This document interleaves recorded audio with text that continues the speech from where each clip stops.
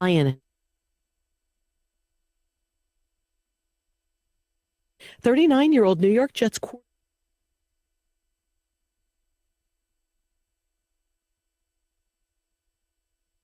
Right now, I'm driving to work, but that's not where I'm going. I'm going to more important things. I'm going to visit Papa. I'm going to go out with friends and to an anniversary dinner. And I look out at the big trucks and buses and people walking and think, we're all going somewhere. And we need to work together to share the road and get there safely. Learn how at www.sharetheroadsafely.gov. Paid for by the Federal Motor Carrier Safety Administration. Daria Albinger, ABC News. Gets a touchdown for Yankton! Brought down in the backfield by Yankton.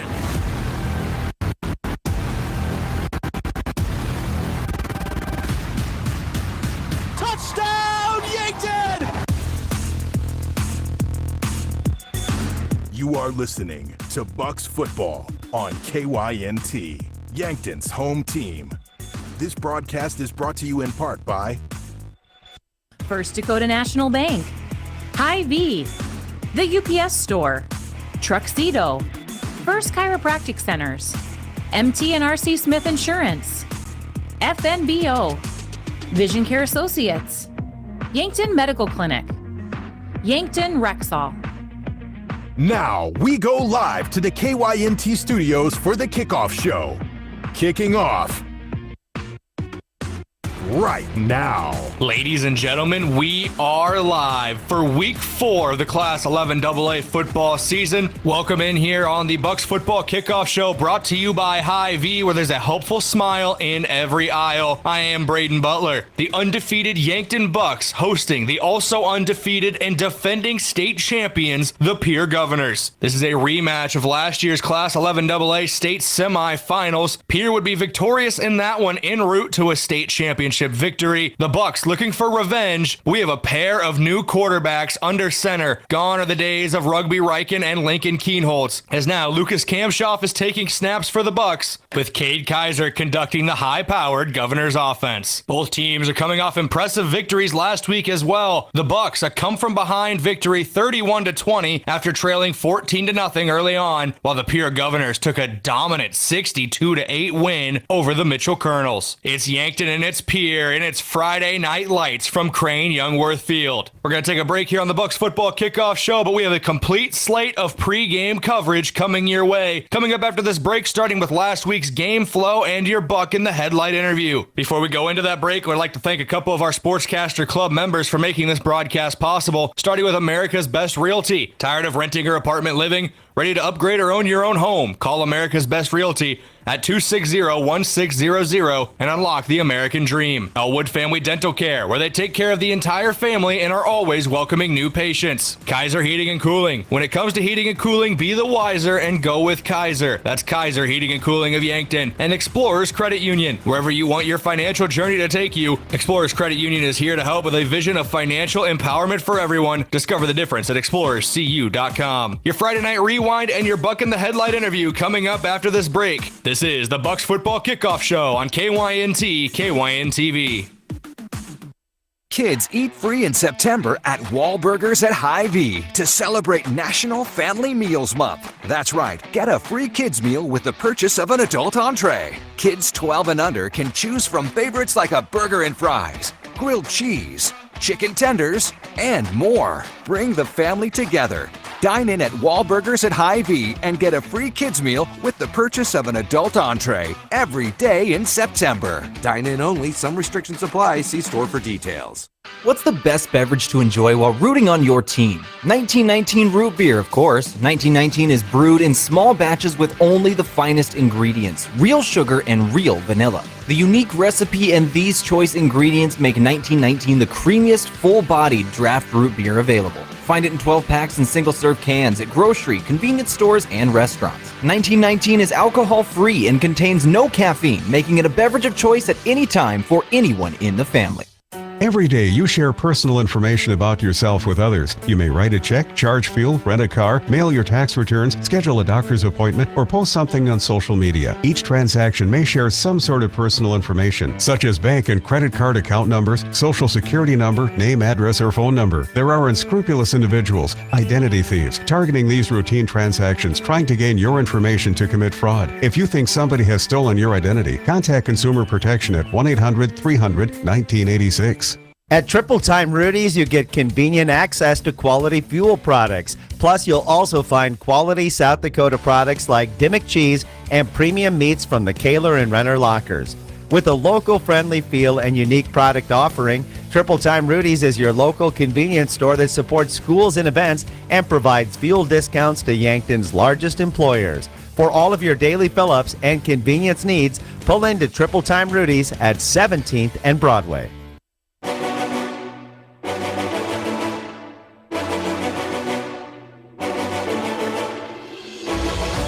Welcome back in here on the Bucks Football Kickoff Show, brought to you by Hy-Vee, where there's a helpful smile in every aisle. I am Brayden Butler, and now we take a look at the Friday Night Rewind. It's brought to you by Larry's Heating and Cooling, your only locally owned Lennox dealer in Yankton and Vermilion. As we do every week in the Friday Night Rewind, let's take a look at the game flow from last week's 31-20 victory for the Bucks over Watertown. Things went awry for the Bucks early on as a bad snap on a punt attempt gave the Arrows the ball inside the Yankton 10-yard line, and Juven Hudson got the scoring started for Watertown with this 2-yard touchdown run. Himrick, the snap, handoff to Hudson, and Watertown is on the board, scoring the first touchdown of the game. Watertown leads 6-0. The name by the second score would be identical to the first, as Juven Hudson broke a 34-yard touchdown scamper in the first quarter to put the Arrows up 2 scores over the Bucks. Fourth down, handoff to Hudson off to the right side. He has a first down, and he will have a touchdown. He breaks loose. And Watertown now leads 13-0 over the Yankton Bucks. 3:22 to go in the first. Juven Hudson doing it all. Momentum would start to shift the Bucks' way in the second quarter as Tucker Gilmore makes a big play on defense, getting an interception to give the Bucks the ball.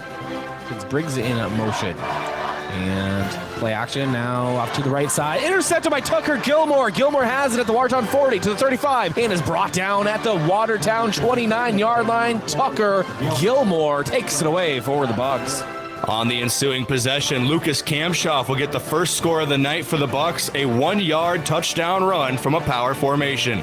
Power formation for Yankton. Kamshoff will be trying to run it in. It's a low snap. He picks it up and gets to the goal line, and you can count it. That's Yankton's first score of the game. Tucker Gilmore would make another big play on the night. This one, a 19-yard touchdown reception from Lucas Kamshoff, tying the game up in the second quarter.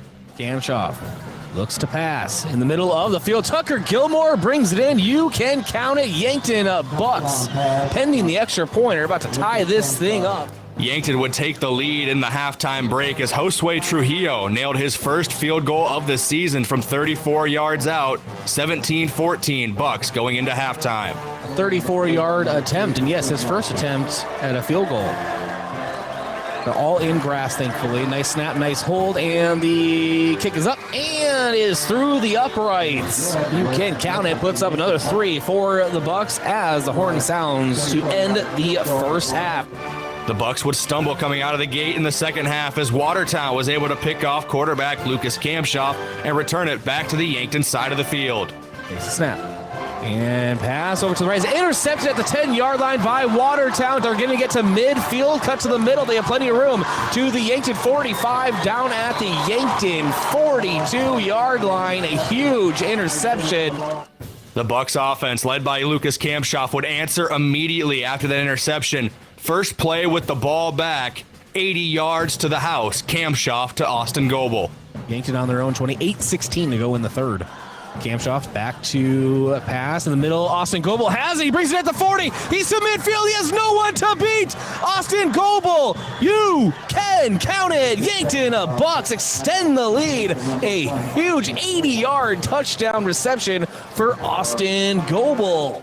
Later on in the third quarter, Watertown was driving in Yankton territory, trying to make it a one-possession game with a field goal, but a big block from the Bucks special teams maintained their 10-point advantage. Give or take where they set up the snap here, so maybe a 33-yard field goal attempt. And low snap, and ball is blocked by Yankton. Yankton blocks the field goal. The final touchdown of the game for the Bucks came from quarterback Lucas Kamshoff's legs again. 2-yard touchdown run, putting the Bucks up 31-14. Power formation for Lucas Kamshoff. Scored this once earlier. Chest high snap, follows his blockers, and you can count it. Yankton extends their lead here in Watertown, now leading 30-14. The Arrows would get one back late to finish off the scoring, 14 yards to the house, and the third touchdown of the game for Juven Hudson. Rick, handoff to Juven Hudson. He's to the 10 to the 5 and dives toward the goal line as a touchdown for the Arrows. And so they're back on the board for the first time in the second half. That was last week's game flow as the Bucks secured a 31-20 victory over the Watertown Arrows to move to 3-0. Next up on the Bucks Football Kickoff Show is your Buck in the Headlight interview. It's Bucks in the Headlight this week. Lucas Kamshoff and Tucker Gilmore, both of them making big plays last week. Gilmore with a touchdown catch and a key interception. And Lucas Kamshoff, the senior quarterback, eclipsing 350 yards passing for the first time since he's taken the reins of this offense. Got a chance to talk to both of them at Bucks football practice earlier this week. We'll start with wide receiver Tucker Gilmore. I asked him how he's feeling heading into this big matchup with the Pierre Governors. I'm feeling pretty good. Everybody's just going to have to work together here so we can all just get open and then get the ball and hopefully score some touchdowns, get a lot of yards. I then asked Gilmore about last week's victory over Watertown, going down early for the Bucks and how their mentality kept them in it and eventually led the comeback. We just knew we weren't playing our brand of football. We just knew that we just got to play how we play, and then once we just got into it and started going, and it was all up from there. I also asked quarterback Lucas Kamshoff what he saw on the field in last week's comeback win over Watertown. We came in the game expecting to run the ball a lot, but they stacked the box and were blitzing a lot, so we had to move to the pass. So we kind of I just hit my receivers got open for me. I then asked Kamshoff about his mindset with having to take over the reins and run the offense his senior season. Kind of hit me that I have to step up and be more of a leader than I have been in the past since I've taken over the responsibilities of the offense. So just being a leader and pushing everybody through. Despite this being the first year with Kamshoff under center for the varsity team, Tucker Gilmore says that him and Lucas have been building chemistry for years. Me and Lucas have always had the connection growing up. I was always his main receiver that he was thrown to, so we've always had that chemistry, and this year it's just been really nice that we've always had that background, so it's just really connected and coming together. So. Before taking the reins this year, Lucas Kamshoff spent a lot of time on defense last season. I asked the new starting quarterback if he missed being the one to lay the hits on Friday night. I kind of miss it. I had a blast playing defense. It was actually really fun, and it's good to switch it up every now and then. So, if they ever need me, I'm always available. So. I asked Gilmore about some of his favorite moments so far in his senior season, and he didn't hesitate to say that he loves watching his quarterback run the football when he needs to. I like seeing Lucas run the ball. It makes me happy seeing him just be able to run the ball and not just pass. I like seeing him really take over where rugby was, and I like seeing him just going after it on the run game. He knows when he needs to run and when he should pass, and so it makes it a lot easier as a receiver. You always got to get open, and if it's not there, Lucas will be able to run. I then asked Kamshoff about his runs from the quarterback position and how he's had multiple rushing touchdowns through 3 weeks of the season. Well, a lot of it comes from if we get down to the end zone, the goal line, we have a formation that we just pounded in with, get a little power formation in, and that helps a lot with the touchdowns, and everything breaks. If none of the receivers are open, I just try to tuck it and get as many yards as I can. So. Final question for this interview. I asked Tucker Gilmore what his goals are this season as a player and for the Bucks team as a whole. As a player, I'd like to be the leading receiver, just keep leading all the receivers on the team, set an example for next year, the receivers that are going to step up next year. I just want to set an example for them. And then as a team, I'd like to make it to the Dome finally, past that semifinals that we've been stuck at for a while, and win it. Thank you again to both Tucker Gilmore and Lucas Kamshoff for taking the time to talk to me after their big win last week over Watertown. Big game coming up tonight against the Pierre Governors. The Bucks football kickoff show is going to roll on after this, but first, I'd like to thank a couple of our Sportscaster Club members for making this broadcast possible. Starting with Aztec. Aztec of Yankton was founded on innovation and a passion to help their customers. Right now, they are offering a healthy sign-on bonus with great wages and benefits. Build your career with the group that's built to connect from rock to road. Click careers at aztecindustries.com. Midwest Insurance Agency. See Travis and Whitney Devine at Midwest Insurance for your farm, home, and auto insurance needs. Call today to set up an appointment. One Office Solution. The one source for all your office products, including copiers, furniture, office supplies, and more. One Office Solution, located next to Pizza Ranch on Broadway in Yankton. And lastly, Graham Tire. If you notice issues with your vehicle, don't hesitate to call the service experts at Graham Tire because they do more than sell tires. Graham Tire of Yankton, your auto service and tire store next door. Gonna go to another break here on the Bucks Football Kickoff Show, brought to you by Hy-Vee, where there's a helpful smile in every aisle. When we return, we'll look at the standings for Class 11AA, both media polls and PowerPoint seating. Bucks Football Kickoff Show will be back in a couple minutes. Truxedo is proud to have been part of the Yankton community since its start in 2000. One of the things I love most is that they believe in promoting from within. I've been given many opportunities to advance. Truxedo has an extensive variety of benefits available to their employees. The work environment at Truxedo is extremely positive. We are looking for you to join our production team. Visit www.truxedo.com/careers to apply. The other day, a gal came into the UPS store to drop off a package. On her way out, she noticed the print sample wall and asked if we could print invitations. The answer was, yes, we can. Hi, this is Doug at the UPS store in Yankton and Vermilion. For over 7 years now, the UPS store has been helping hundreds of customers with their printing needs. From basic copies to business cards and invitations to posters, we can print them. Stop out and ask about our current print specials and see how we can help with your printing needs. Is it the competition that keeps bringing you back? The long-standing rivalries? Or is it seeing friends again and cheering on your favorite team? At First Dakota, we're here for it all. We appreciate the fans, the players, the coaches and officials, the concessions crew. The shared community experience is part of what makes life here great, and we're here for it. See you at the game. First Dakota National Bank, member FDIC.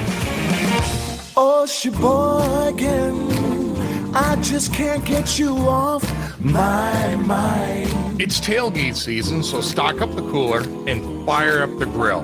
Then load that grill with Sheboygan brats, natural casing wieners, and summer sausage. Make sure Sheboygans are a part of your tailgater. Produced with pride at American Food Groups in Yankton. The way it tastes is simply divine. I got Sheboygan on my mind. Sheboygan.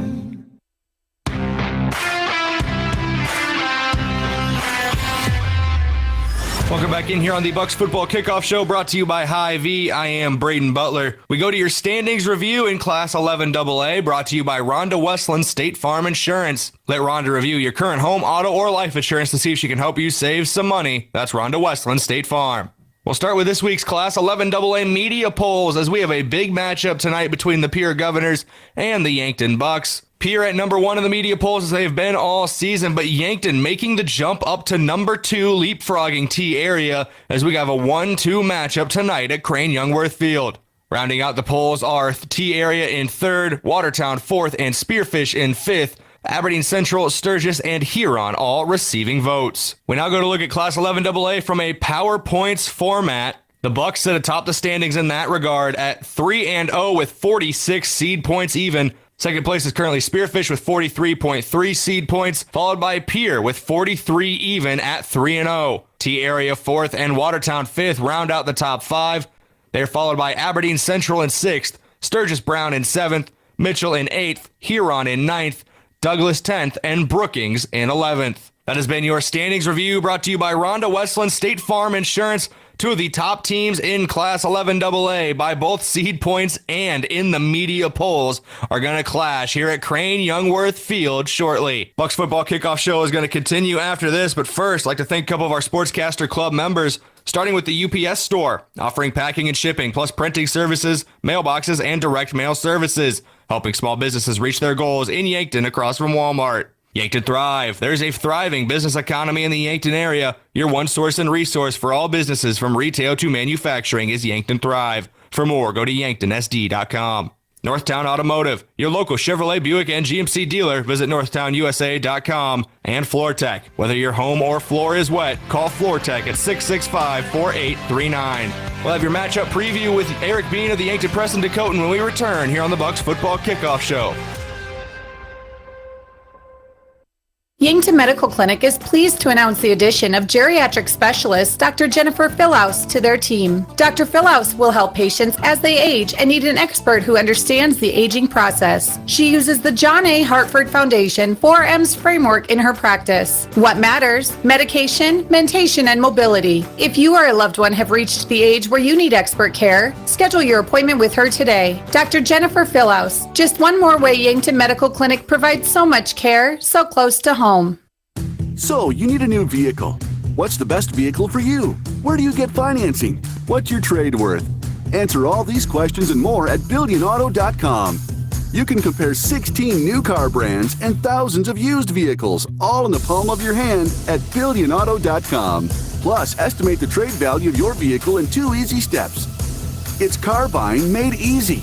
Apply for credit pre-approval at BillionAuto.com. All applications accepted, not all approved. FNBO is the great big small bank. And for more than 165 years, we've been with you where you are. A bank that's ready for all your needs, both big and small. Here to help you earn more, save more, so you can do more every step of the way. It's what you can expect from the great big small bank. FNBO, independent and family owned for 6 generations, and ever so focused on you. Stop on by or visit us at fnbo.com, member FDIC. Hello, here's to welcoming moments, big and small, embracing the unexpected, savoring life. At Avera, our nationally recognized health system will be right here with you, ready for anything. We listen to your goals and help you achieve them with care and coverage. We'll move you forward through sickness and health and every milestone in between. Avera, moving health forward. Learn more at avera.org/forward. Welcome back in here on the Bucks Football Kickoff Show. I am Brayden Butler. Bucks Football Kickoff Show brought to you by Hy-Vee, where there's a helpful smile in every aisle. Let's go to your weekly matchup preview with Yankton Press and Dakotan assistant sports editor Eric Bean. Talked to him earlier this week after a Bucks football practice, previewing this matchup with the Pierre Governors. We go to that interview now. Brayden Butler here on the Bucks Football Kickoff Show. Joining me is the assistant sports editor for the Yankton Press and Dakotan, Eric Bean, as he is every week. Eric, we got the Pierre Governors in town to take on the Yankton Bucks for football matchup at Crane-Youngworth Field. Before we get into anything, how are you doing today? I'm doing well, Brayden. How about you? I'm doing all right. A little bit of car trouble, but hey, what are you going to do, right? Can't fix everything, but we can control what we see on the field with the Yankton Bucks taking on the Pierre Governors on Friday night. Recording this on Wednesday, just got done with Bucks practice here in Yankton. So anything you may have heard at practice from Coach Muth during your interview looking ahead to this Pierre Governors team, especially coming off of a come-from-behind victory against Watertown last Friday? Well, last year at this time, the first time they played Pierre, Muth mentioned to me, like, yeah, I usually turn to Bill Belichick Pierre week. That wasn't the case today. I felt like he was very candid with talking about the Watertown game and this matchup with Pierre. Pierre has very physical lines, offensive and defensive. Defensive, they have some players that have put up really good stats. Offensively, they're led by quarterback Cade Kaiser. Maybe not as prolific through the air as Lincoln Keenholz was, but still a very effective quarterback. Had a lot of rushing yards, and I think his touchdown to interception ratio right now is 10-1. So take that for what you want. I think it's pretty good. So Mosier's their running back. He's really good, and they have weapons on the outside, including Jet Zabel. A loaded Pierre team yet again, and the Bucks have their work cut out for them, I think. Every team seems to be kind of behind that 8 ball when the Pierre Governors come to town, even Yankton, but with that home field advantage, that's something I've heard from either broadcasters from Pierre or people I've talked to within the team, where coming to Yankton is kind of that environment where I even heard John Winkler from KCCR said that if there is a place in his mind that can compare to the atmosphere of Hollister Field at Pierre that he loves so much, it is there at Crane-Youngworth Field. So this is going to be a difficult environment for Pierre to come into, but it's a team that if you thought they were going to be maybe down losing Lincoln Keenholz, I regret to inform you they are not. Coming off a 62-8 win last week, that offense just seems to keep getting better and better every week, and their defense, those 8 points last week, was the first score they've allowed all season. It's a very good Pierre team once again. Yep, absolutely, but I would say that they have their work cut out for them too. Yankton has shown the ability to bounce back from adversity, especially the past 2 games, but part of me is kind of like, well, it's adversity, but they still won those games, I would say, pretty handily. Watertown, they went 31-14 in the fourth before Watertown got a touchdown late. Against Spearfish, they build that big lead. When there's some adversity, the Bucks have responded. Pierre hasn't been in that situation yet this year. Last year's semifinal up in Pierre, Yankton was giving Pierre a fight, but it never felt like it was that game that was gonna get really tight. It just, Pierre found a way to be a step ahead, so I'm really interested to see if this year's Pierre team kind of has that same mentality of when things might get a little tighter. I'm interested to see how they respond. It'll be interesting to see how Cade Kaiser does under center, taking the reins over from Lincoln Keenholtz. And you mentioned earlier on his running ability alongside his throwing ability. He was one of their leading receivers last year, so he steps out of the receiving core into the pocket here to play quarterback, and he seems to have transitioned to that role very well. What are you seeing? What are you expecting from Pierre coming out in this one against Yankton? I'm expecting them to be physical. I'm expecting their defense to cause Yankton maybe some problems, but I'm also expecting the Yankton front seven to cause Pierre problems. I think Yankton's defensive line has been very impressive this year. Against Watertown, Juven Hudson, they have 88 rush yards in the first quarter with Juven. After that, a little adjustment made by the Yankton coaching staff, and Hudson was basically ineffective up until the fourth quarter when Yankton started to play back a little bit. So, very interested to see how that rushing attack for Pierre does against the Yankton defense, and vice versa. I'm interested to see how Shaler Platt does against this very talented Pierre front seven. I know Brady Muth and this coaching staff for Yankton, he love the work in the trenches. The trenches have been very good for Yankton so far this season. I know practice, Coach Muth once again preaching physicality, and that's going to be a key difference against Pierre this week. Yeah, and Coach Steele kind of echoed those sentiments, I would say. He said that being physical is important, and I think the more physical team will win Friday night. For the second or third week in a row, we've heard the more physical team will win, and Yankton has won that physicality battle the last few weeks. They're going to need to do it again against Pierre if they want to knock off the 6th-time defending state champions. Absolutely, and yeah, I think that there's always going to be that talk. Yankton's ranked number 2 in the media poll right now, so kind of 1 versus 2. How much is that in an 11 team league? How important is that 1 versus 2 matchup? And we'll kind of see. I mean, last year it just felt like Pierre was just separate from the pack a little bit. And this year, I think Yankton can compete with them. So, especially with the home environment at Crane, we'll see how that turns out for the Bucks. Well, it should be a fun one between the Governors and the Bucks from Crane-Youngworth Field. Thank you as always, Eric, for joining us. Yep, thanks for having me, Brayden.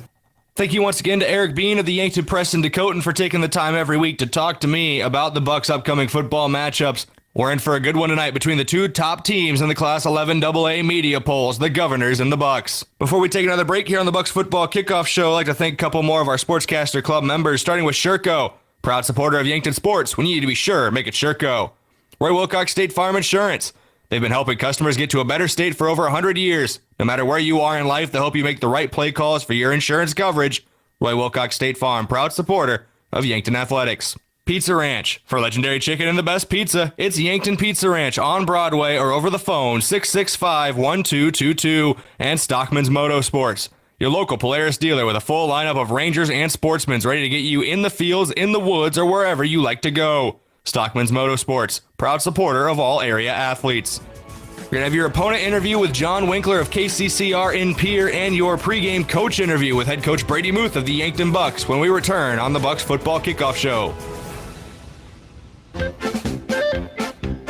Football season is here, and you know what that means. Checkers is open every day of the week. That's right. You can get Checkers delicious wings daily and catch all of the football action. Every Monday night, enjoy $6 cheeseburgers and fries. So grab your friends, bring the family, and head on down to Checkers. Open every day of the week. Checkers Sports Bar and Grill on Walnut, just north of 4th Street in Yankton.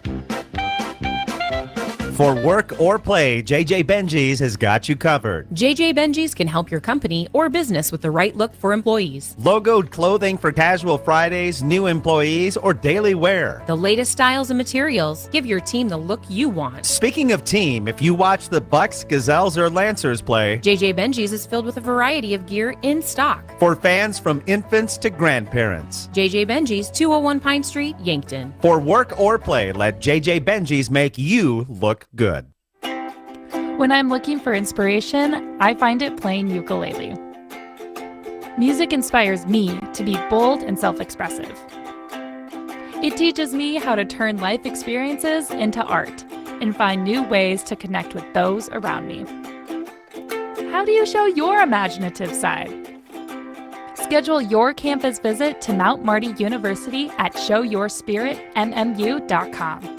Introducing the perfect match for your Yankton High School sports nights. Ben's Brewing Downtown and KYNTV. Whether it's a hard spike, exciting goal, or the biggest Friday night matchup, we're here to amplify your spirits and bring the video streaming excitement to you. Gather your friends and family, tune into the action, and savor every moment with the area's biggest Yankton sports fans. Ben's Brewing Downtown is your sideline seat to unforgettable high school sports moments. If KYNTV is streaming it, it's on at Ben's Brewing Downtown.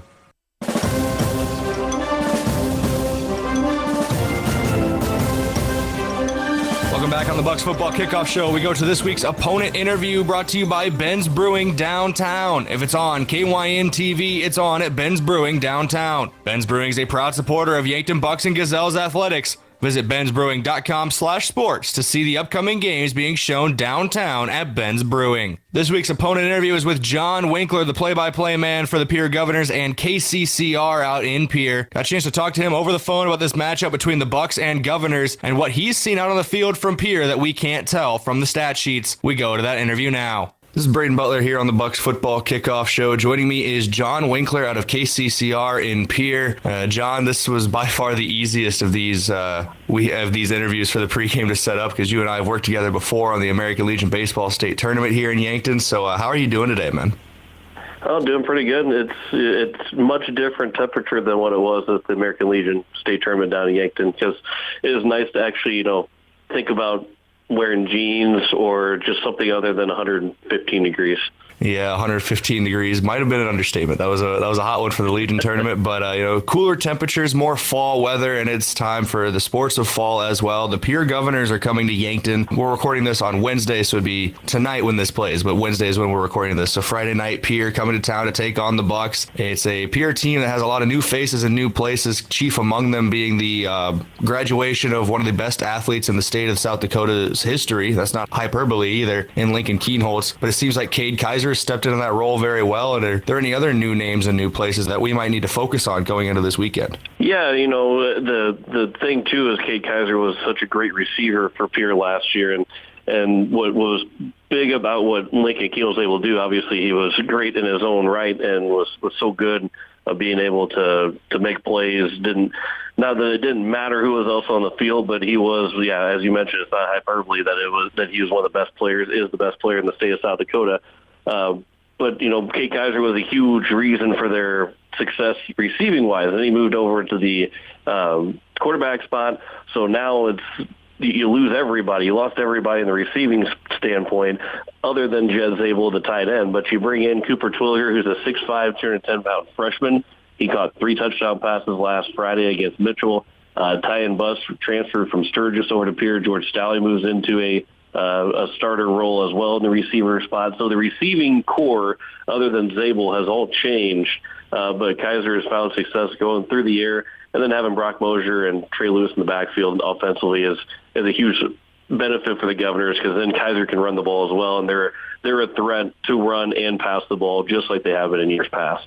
Yeah, still keeping that threatening offense, and it looks like an offense, at least from the score lines, that is still clicking at a high level. Big wins to start the season, and the defense as well. I believe only allowing 8 points through the first 3 weeks of the season. What if there's always so much we can gather from score lines and stat sheets? What are you seeing out there on the field on a week-to-week basis from Pierre that's really sticking out to you? Well, that defense just goes after the ball. Last week against Mitchell, you had to be assignments down because they run the option and run guys all over the place, a lot of motion, and you just have to be assignments down. And they are so good at wanting to get better every week. They pitched 2 shutouts, and they weren't satisfied with just those 2 shutouts. A couple big plays that they want to try and clean up. And obviously Mitchell did score late in that third quarter, got the first score against this Governor defense, but they pride themselves on being very sound defensively. Lucas Chamberlain's got an interception. Carson Stosher, who's moved into the starting role as a junior, he's got 2 interceptions, 1 for a pick 6. And then you look at how good the defense was last year, but Spencer Schosberg is a new starter at a cornerback spot,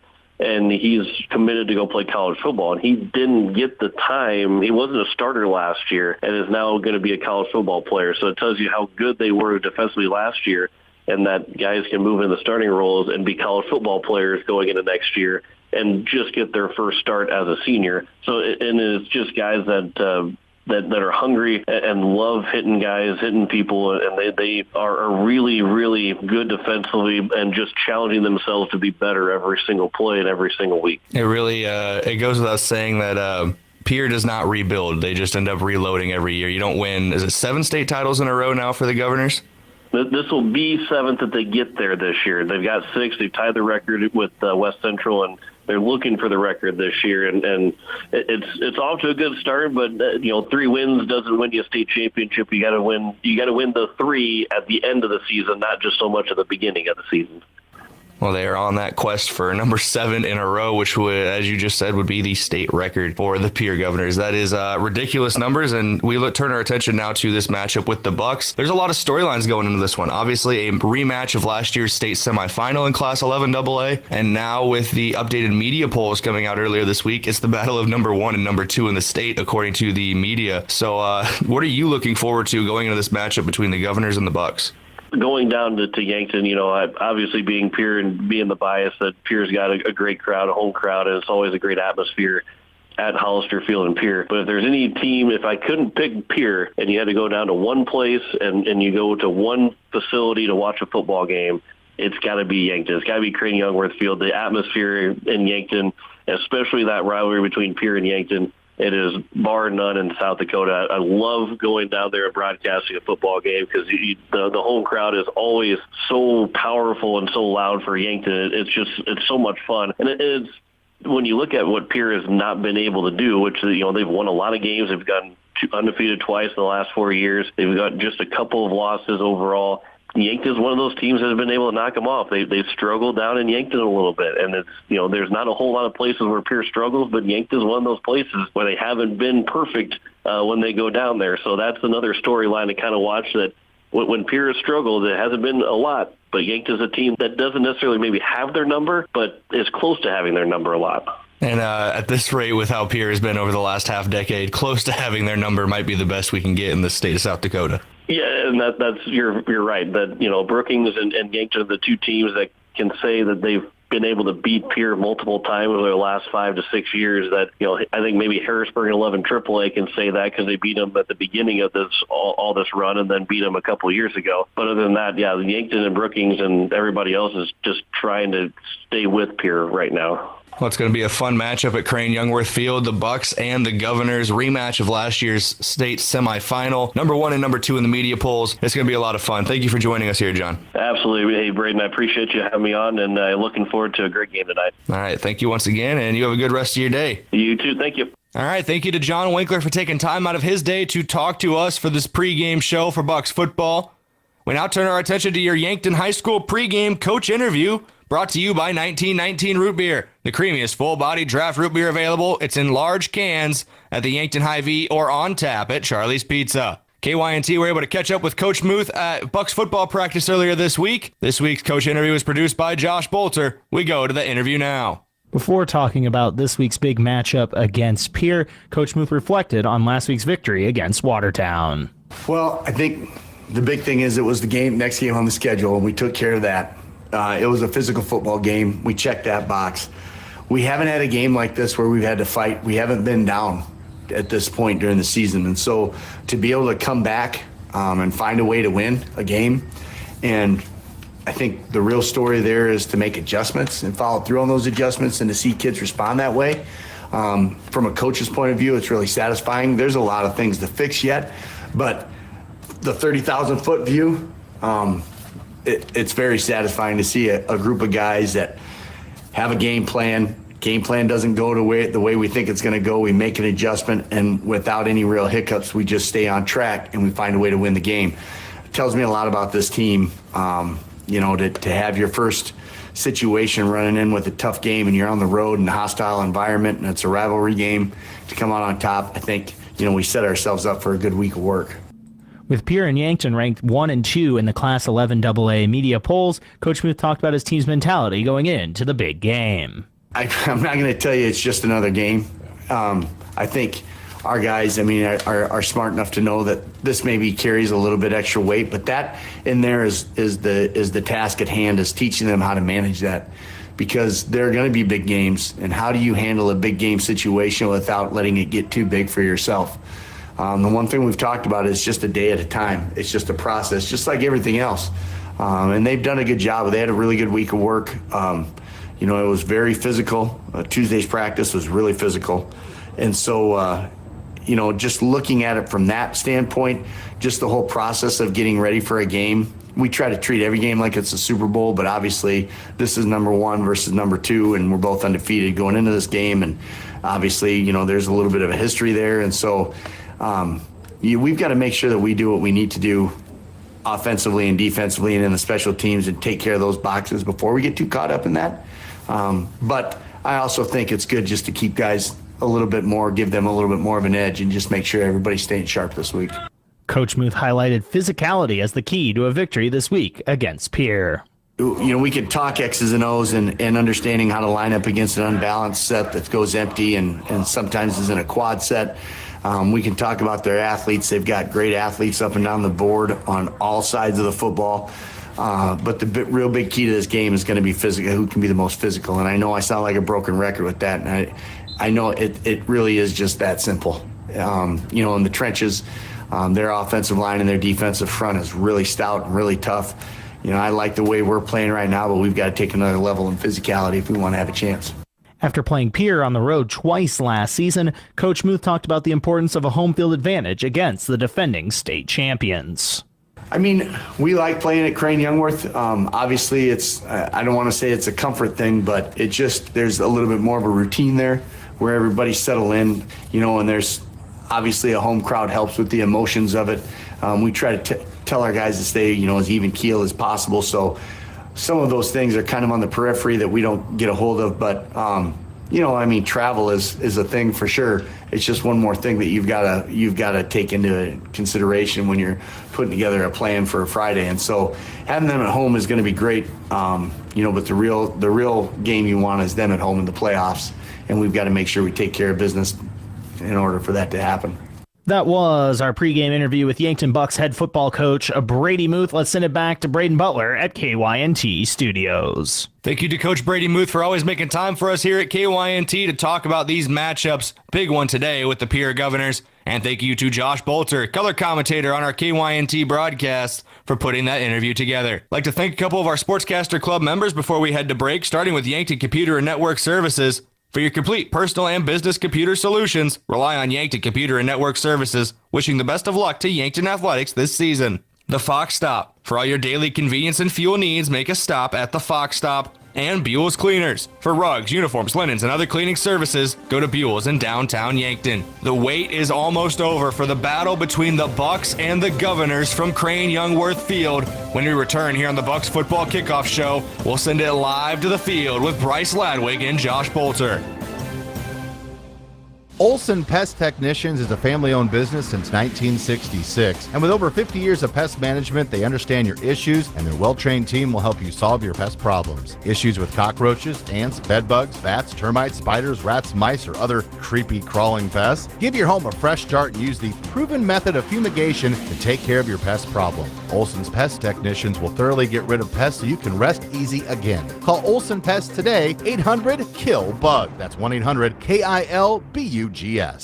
Shop Easy wishes all area student athletes the best of luck this sports season. Shop Easy offers everything you need for driving to the game. Hot and cold food and drinks, in-store specials, Cenex gas and diesel, and easy parking. Shop Easy is owned and operated by the Santee Sioux Nation and is open from 6 a.m. to 1 a.m. for your convenience. Make positive memories with your family and friends this school year, beginning with a stop at Shop Easy, just south of the Discovery Bridge on Highway 81, a proud supporter of all area students and athletes.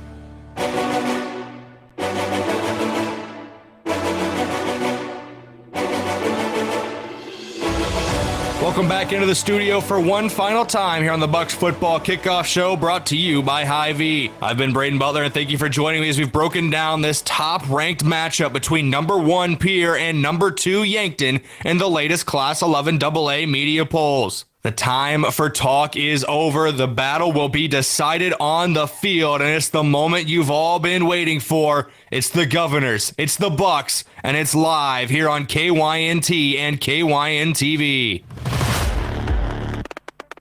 Looking for the pylon. Yankton touchdown. Put 6 up on the board. That's a Yankton Bucks touchdown. Gets the handoff and is brought down behind the line by Yankton. Yankton touchdown. Brought down right at the 20. The bowling ball gets into the end zone. The touchdown, Yankton.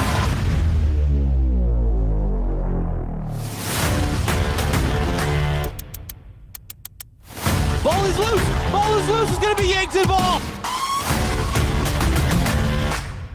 He's at the 20, the 10, the 5, touchdown, Yankton! Crane is going wild!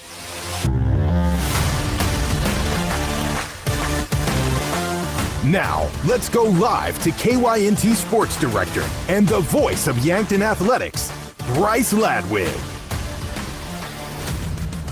And good evening from Crane-Youngworth Field here in Yankton. I'm Bryce Ladwig alongside Josh Boelter, hopefully bringing you an excellent Class 11 AA football matchup tonight.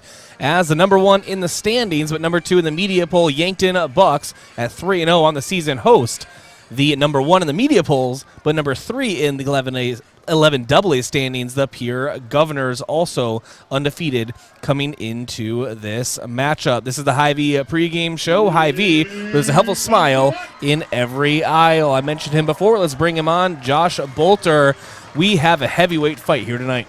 Yeah, it's a big fight feel here at Crane-Youngworth Field in Yankton, as, like you said, number 1 versus number 2 in the media polls, both in the top 3 in the standings. This really is a big fight feel as the Bucks take the field. Packed house here at Crane-Youngworth Field. It doesn't get bigger than this. Absolutely. Yankton is number 1, as I mentioned, in the 11 AA standings, number 2 in the media polls. Pierre number 3 in the standings, number 1 in the polls. Something has to give here tonight. Pierre has won 6. Yeah, you heard me right. 6 straight 11 AA titles and are in serious contention to go for a 7th this season. They did lose almost all their firepower to graduation going into the season, or so that was the thought. Pierre's winning culture has continued to cultivate under the new talent that has been waiting for their turn under the lights, which is showing so far this season. Yankton's off to a hot start. They're trying to avoid a repeat of last year, Josh, where a bad loss at Pierre really snowballed into an under 500 finish to the rest of the season. We have so much more to go over here in the Hy-Vee pregame show, but we are here in the Fairfield Inn press box. Yankton's newest and nicest hotel, Fairfield Inn, is open and located at 21st and Broadway. We'll step aside for the national anthem. When we come back, we will get you all set up for kickoff here from historic Crane-Youngworth Field. This is Yankton Bucks football on KYNT, KYNTV. When you need to be sure, make it Sureco. For over 40 years, Sureco has been revolutionizing the tarping industry. From the original Sherlock side-to-side roll tarp to the 4500 series electric tarp to the ProTrap electric hoppers, Sherco has been exceeding the needs of farms and fleets across the U.S. and beyond. When only the best will do, give us a call at 1-800-474-8756 or find us online at Sherco.com. Make it Sherco. So I switched my insurance to State Farm, and get this. I talked to an actual State Farm agent who lives in my actual town. And get this. My actual agent in my actual town gave me actual help with the coverage I needed. And get this. My actual agent in my actual town who gave me actual help actually knows my name. And get this. They actually say it's called service. Call State Farm agent Rhonda Westland at 665-4411. Have aches and pains taken you out of your game? At First Chiropractic Centers, we have been helping people get back into their game for nearly 40 years. Whether your game is sports related, or it looks more like gardening, household chores, exercising, or just daily life, if your pain is preventing you from enjoying or participating in your chosen activity, we can help. With offices in Yankton, Scotland, Hardington, Tyndall, and Whittier. First Chiropractic Centers, making life better, one adjustment at a time.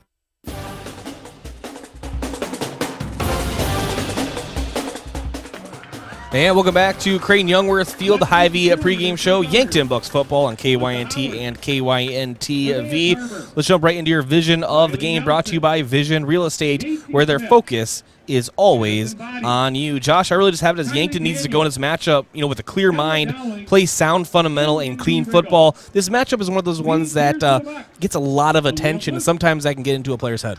Yeah, and this really is, like you said, it's 1 versus 2. Naturally, this is the premier matchup in Class 11 AA this week. And I think, like you said, playing clean, fundamental football is key. You don't want to commit any turnovers. Mistakes like that could possibly change the game at a moment's notice. And then let's get into your key players of the game, and that is brought to you by Missouri River Associates. Looking for insurance agents that have the knowledge to put you in the right direction? Contact Missouri River Associates in Yankton. I have it as Yankton's offensive line, or the Yankton Moving Company, if you will, Josh.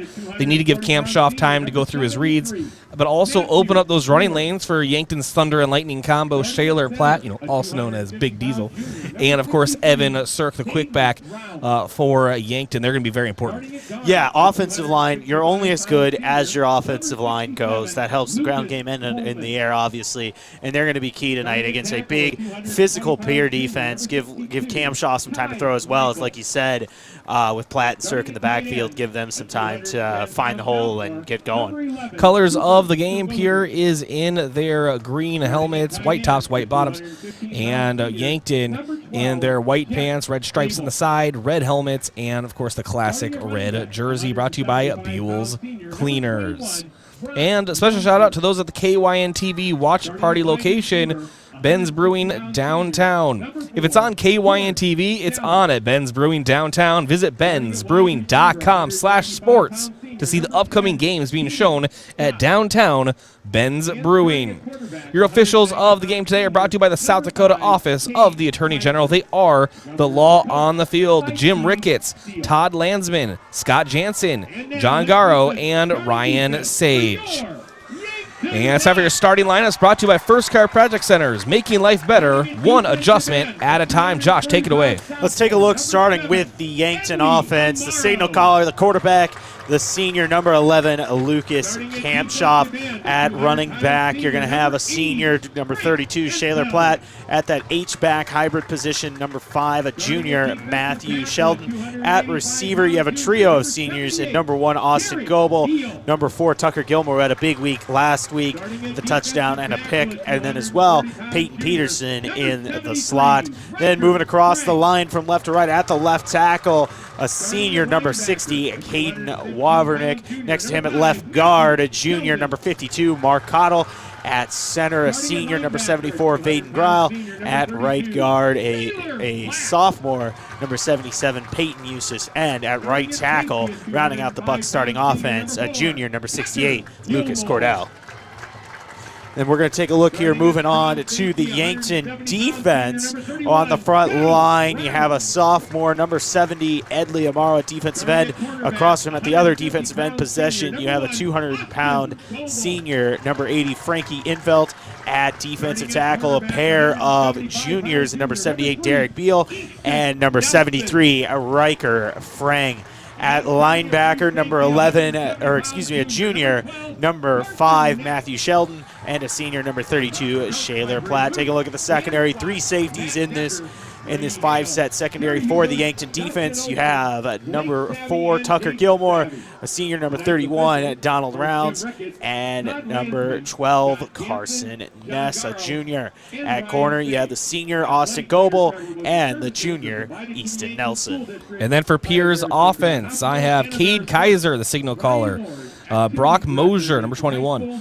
At wide receiver, both George Staley and Keenan Scott. At tight ends, Cooper Terwilliger and Jet Zabel. And then your offensive line for the Pierre Governors, Ty Michael, Lucas Coleman, Matthew Brewer, Zayden Rounds, and Jacob Mikinen. And then in your backfield, Trey Lewis, Cade Kaiser. Excuse me, no, that's Jacob Mikinen. All right, sorry, I was looking into special teams, Josh. My bad. So that'd be a neat trick. No, but that is your offense for the Pierre Governors. We have our coin toss going on right now as a captain's meet on top of the Big Red Y here at Crane-Youngworth Fields. Getting to your conditions of the game, and that's brought to you by C&B Equipment. Navigate around your yard with John Deere lawnmowers from C&B Equipment in Yankton. Today's kickoff temperature is 74 degrees with the wind coming from the southwest around 4 miles per hour. And it's just about time for a kickoff, Josh. Final thoughts as we wrap up the Hy-Vee pregame show. Like we've said all pregame, big fight field. It's going to be interesting to see how this Yankton defense responds to a really dynamic Pierre offense. They have a dynamic signal caller there in Cade Kaiser, who was one of their top receivers last year. He moves over to quarterback with Keenholz graduating this last year, and he's been getting it done. 10 touchdowns to 1 pick, but also over 300 yards on the ground through 3 games. So it's going to be interesting to see how this defense responds to Kaiser with him being able to get it done on the ground and in the air. The last 5 matchups, Pierre has the advantage 4-1. They won in last year's state semifinals 59-31 and in last year's regular season 55-10.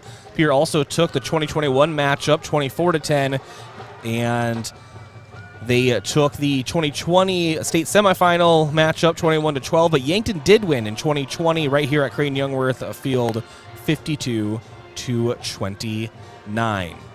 And Yankton scoring 38.3 points per game, surrendering 15.7. Pierre scoring 47.7 points per game, and Josh surrendering 2.7 points per game on the defensive side of the ball. Pierre has started off their schedule defeating Aberdeen 32-0, Brookings 49-0, and at Mitchell 62-8. Yankton hosted Mitchell to start the season, won 42-0. Hosted Spearfish, won 42-27, and last week at Watertown defeated the Arrows 31-20. And so now we have the Yankton kickoff team out as Yankton will kick off. Yankton is going right to left on your screen or listening device. Pierre left to right. Great crowd on hand here tonight at Crane-Youngworth Field, Josh. Yeah, it really is, and you expect that for this type of matchup, and they really showed out tonight, as they have all season. And Josue Trujillo out to send the ball into the air.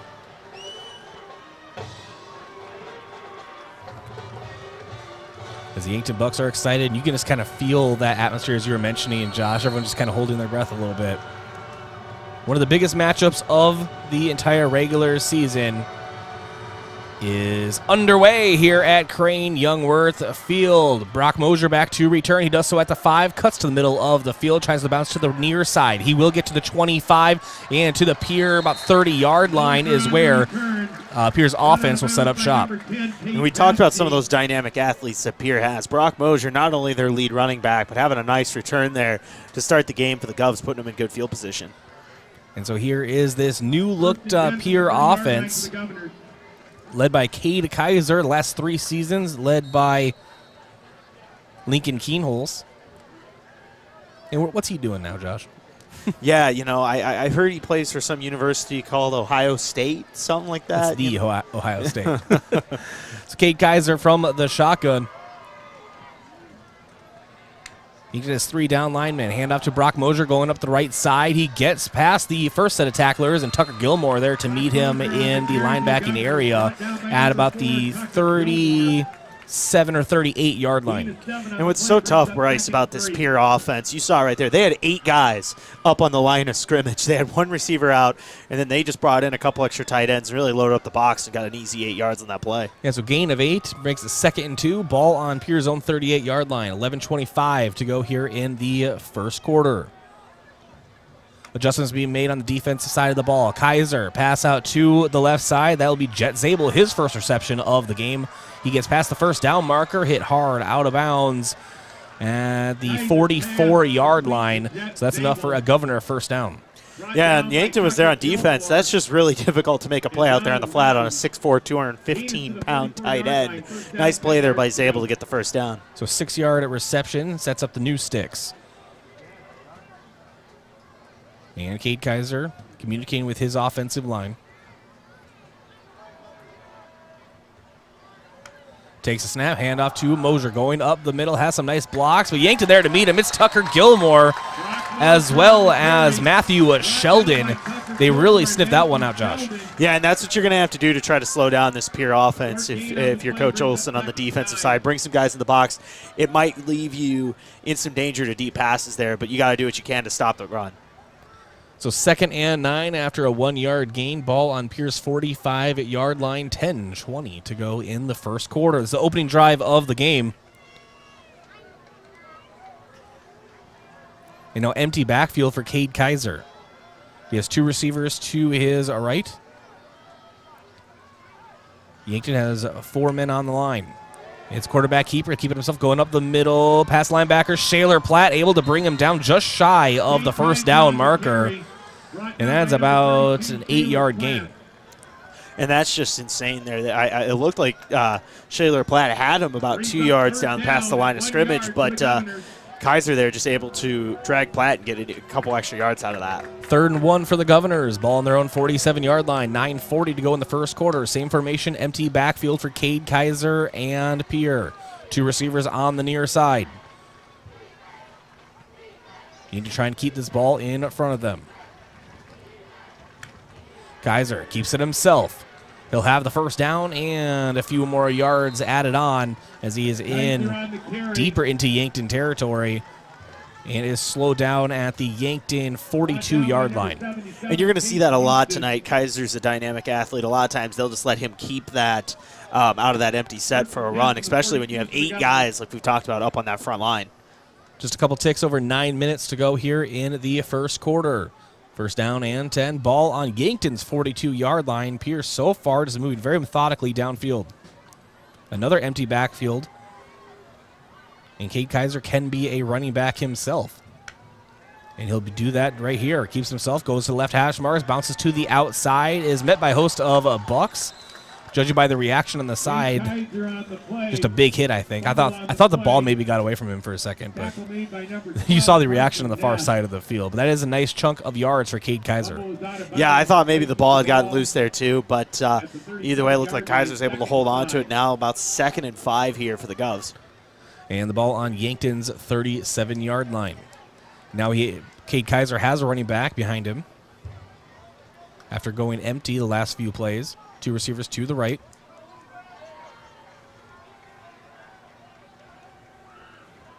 And Kaiser takes the snap. Handoff up the middle. And we have a new running back here on the carry.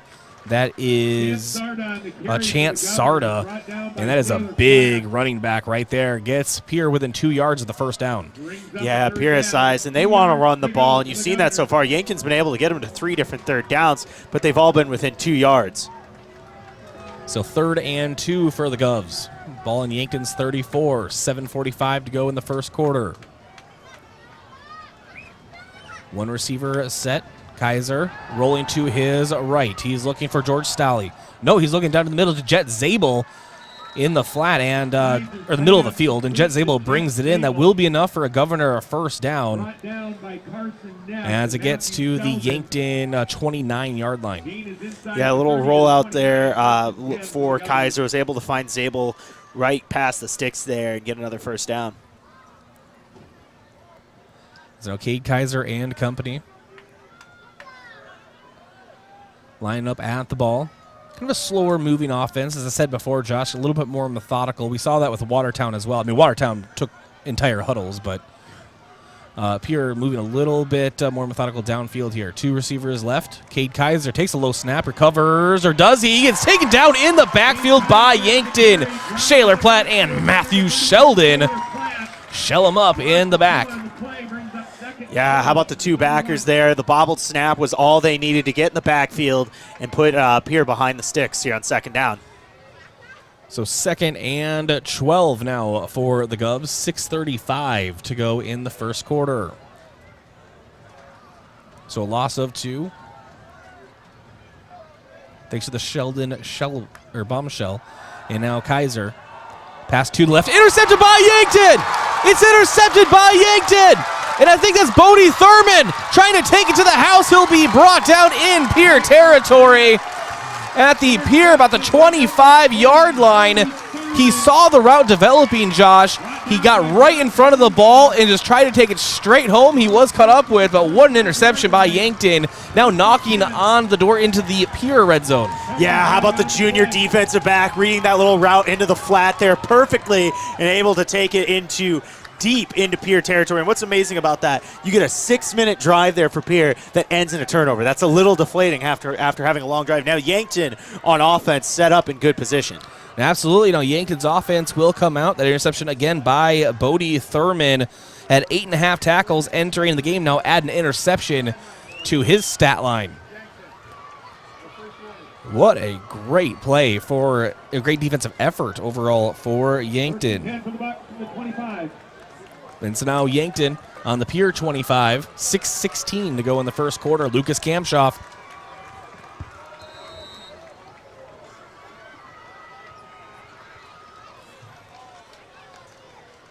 And now it is Kamshoff looking to pass, looking to his left, steps up. Will keep it himself. Gets to the 25, to the 20, to the 15, and is forced out of bounds by Lucas Chamberlain. And that will be enough for a Yankton Bucks first down. Let's talk about that play for a second. Clean pocket for Kamshoff. Didn't see anything down the field. He decides to take off and get an easy first down. And all of a sudden the Bucks sitting at the 12-yard line. So nice, big, large gain for Lucas Kamshoff. 2 receivers set to the right. He has Shaler Platt in the backfield on the 12-yard line. Hand off to Platt. Tries to go up the middle, trying to turn his legs, trying to get as much yards as he can. And he'll gain 2 on the play. Yankton right at the 10-yard line. And they are in the Midwest Insurance Agency red zone. See Travis and Whitney Devine at Midwest Insurance for your farm, home, and auto insurance needs. Call today to set up an appointment. And now it's Austin Goebel being sent in motion left to right. Another handoff to Shaler Platt. Gets almost to the 5. And he's going to be brought down about the 7-yard line. So gain of 2 or 3 on the play.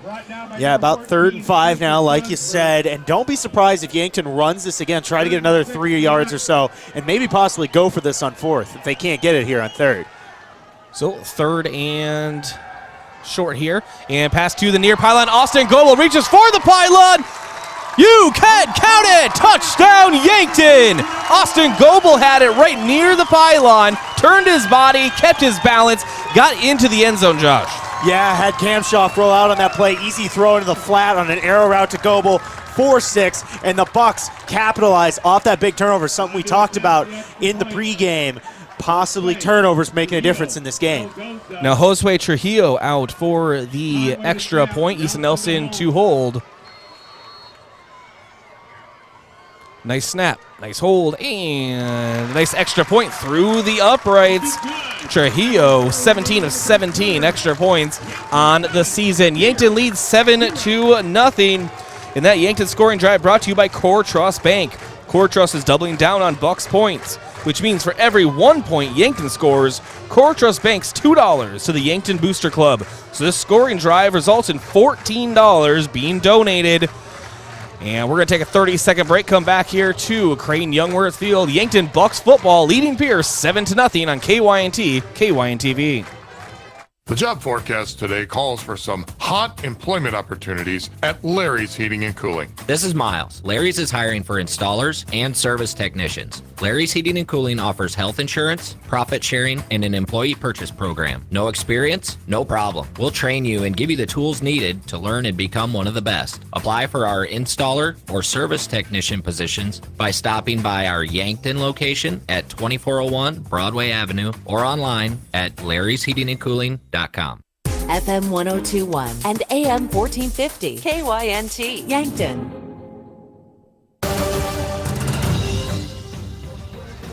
.504 on the clock here at Crane-Youngworth Field. A huge crowd for Yankton. Josh, poke your head out here. Look at that. Yeah, it's insane here. Crowd is full, but that's to be expected with a big matchup like this. So Yankton to kick off. They had a big interception by Bodie Thurman, brought it all the way to the Pierre 25-yard line, and then were able to convert that into points. Trujillo gets the big boot, and Brock Mosier back to return at the 2-yard line, turns upfield, tries to bounce to the outside. We'll get to the 20, to the 25, brought down at the 29 or 30-yard line, and that is where Pierre will try again. Their second offensive drive of the game. Yeah, right in about the same spot. And last drive we saw them really run down the field, control the clock, and then that big turnover on the pick there from Thurman really changed things. And Pierre, you got to feel after a 6-minute drive, you look up and you're down 7-0. How did that even happen? Well, like we talked about, turnovers. And Cade Kaiser will go back out with an empty backfield. As two receivers to the left, one to the right. Claps his hands, looking to pass, and we have a flag out on the field. And see what this is, maybe a false start.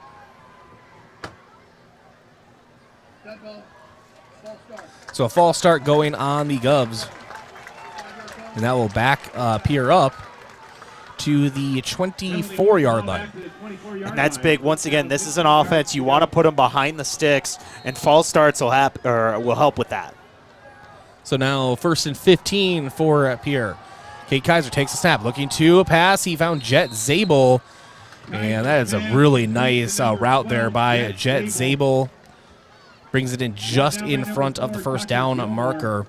It'll now be 2nd and 3 for Pierre.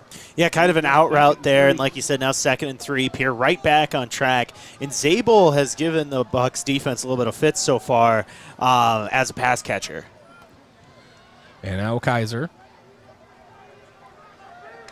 Again in the shotgun, empty backfield, and pass out to his left. It hits the turf. It'll be incomplete to Brock Mosier. And so now it'll be 3rd and 3 for Pierre. So far, Yankton's defense putting on enough pressure to hurry these throws. Yeah, and you've seen this Yankton defense force a lot of 3rd downs. They've been 3rd and shorts, 3rd and 2s, 3rd and 3s. Going to be interesting to see if they can get off the field here once again. And now Pierre still running this empty backfield set here. And 3 receivers to the left. Kaiser takes the snap. And Leomaro closes in. Kaiser rolls to his left, looking downfield, and pass intended for George Stolley, and way behind him as Kaiser had to rush the throw, brings up 4th down, and the Yankton punt return unit comes back onto the field. Big stop by this Yankton defense. Needed to respond after getting the turnover, trying to double down and get another stop, and they do right there. I'm a little surprised that Pierre got away from the ground game on 2nd and 3rd and 3, but Yankton, once again, getting off the field here on defense. Goins Zarbach back to return for the Bucks. Hover around the 25, maybe they're going to keep him around the 25-yard line, Yankton territory. And Jet Zabel to punt for Pierre. He has 3 blocking backs, so he'll have plenty of time. The left-footed punter sends it to the 35, bounces to the 30. Yankton's going to let this one die on its own.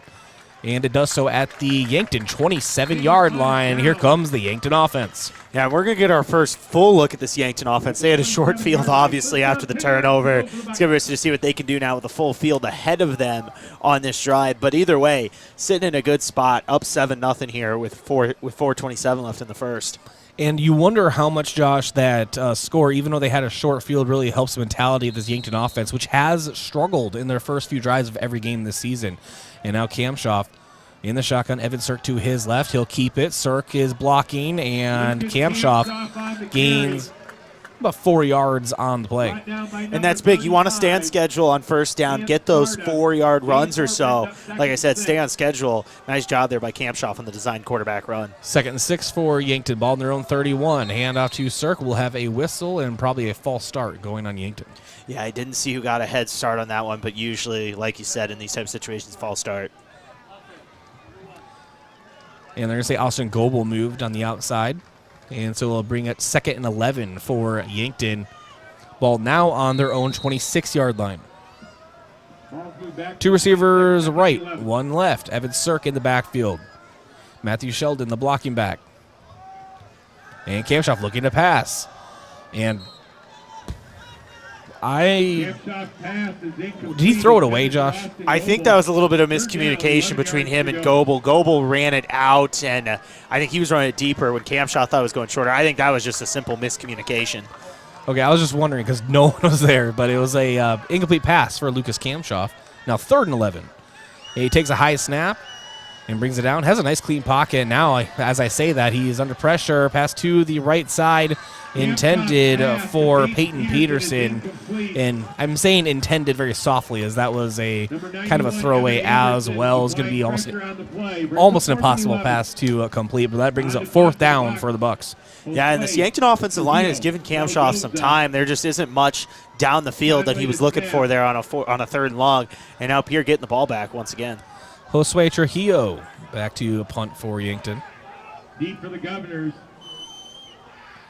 Tyan Buss and Trey Lewis. And he'll receive the ball at about the 11-yard line. And takes a low snap, but does get a nice boot on it. Hits the 45, it will bounce, and is returned by Tyan Buss. That's Tyan Buss. And Buss transferring in from Sturgis. Is out to the 48-yard line. And one of the best players out in West River up until this year. And now the Pierre Governors will take over offensively on their own 47-yard line. Yeah, good field position here for the Govs. 2 drives, no points so far. This Yankton defense really making a stand so far in this game. Now Cade Kaiser and company. He does have a running back right now. It's behind him. That is, I could use my pirate binocular, Josh. And a handoff going up the middle. And Yankton slows the runner down after about a yard gain. Nice job there by the Yankton front. You know, we talked about Pierre's size, but this Yankton front is pretty big too, and they made another nice play there. Did you catch the runner on that?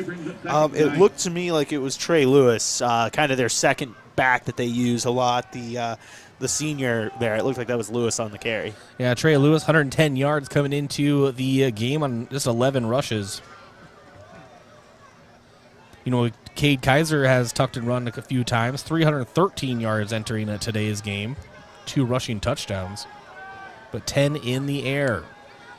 And we have another whistle. It's going to be a timeout called by Pierre. Timeouts are brought to you by Hedro, one of Yankton's biggest and best employers. When you're ready for a break and looking for a new career direction, visit jobs.hedro.com. And I'm going to go ahead and already give our move of the game, Josh. I know it's early, but I don't think anything's going to top that Bodie Thurman interception. Yeah, that was a nice pick. Read it perfectly in the flat there and set up the Yankton offense in a great spot. And you know what's crazy about that is only the 2nd touchdown that's been scored on Pierce so far this season. So a great start for the Bucks. And the move of the game brought to you by Mason Strom and the Move Group. Make the move with Mason. That interception set up Yankton's opening drive, which led to a score in that opening drive, brought to you by Triple Time Rudy's. No matter what you drive, fuel up at Triple Time Rudy's, located at 1606 Broadway Avenue in Yankton. 2:52 to go here in the first, 2nd and 9 for the Pierre Governors on their own 48-yard line. And things have started to settle down. I think a lot of the nerves are gone. Both teams just want to pin their ears back and get this thing going. Kate Kaiser, empty backfield. And Spear has to send in Trey Lewis late. They didn't have enough men on the field. And now Brock Mosier moving in motion from near to far side. And Kate Kaiser will keep it. Will be brought down behind the line by Yankton. Or at the very least, Josh, right at the line. Yeah, and there were 2 Bucks in on that play. It was Goebel and Rounds, both coming from the secondary. They read that all the way and blew that up in the backfield. Nice job by this Yankton secondary. Donald Rounds, just a name that we've said a lot early on in the season. Came into this matchup, 8.5 tackles, and really just causing havoc everywhere he goes. 3rd and 10 now for the Governors. Ball on their own 47-yard line. Kaiser, empty backfield, looking to pass to the middle of the field, and too tall for Jet Zabel. Nice defense by Yankton, slowing down Zabel's route, and that will bring up 4th down. Cohen Zarbach and the Yankton Bucks coming out for a punt return. You know, it's so impressive so far. That's 3 drives, and that's 3 times this Yankton defense has been able to get off the field without giving up points. Really a nice job by this Yankton defense. That turnover really sparking some momentum for the Yankton defense. Now Cohen Zarbach hovering around the 18-yard line. Jet Zabel and about the Pier 32 set to punt. Nice snap. And a really nice punt from Jet Zabel. Will land at the 15, and Cohen Zarbach receives it at the 10. He cuts to the opposite side of the field, now to the middle, brought down at about the 20-yard line, so acts as a touchback, and that's where Yankton will take over. Yeah, nice return there by Zarbach, and you know who looked like got in on a nice block there on that play? Number 20, Bodie Thurman, making another play there and springing a block for Zarbach. Oh, good old Bodie. Making things happen out there on the defensive side of the ball. Lucas Kamshoff and company. Shaler Platt to Kamshoff's left out of the shotgun. 3 receivers right, 1 left. 2:30 to go in the first quarter. Yankton leading 7-0 over Pierre.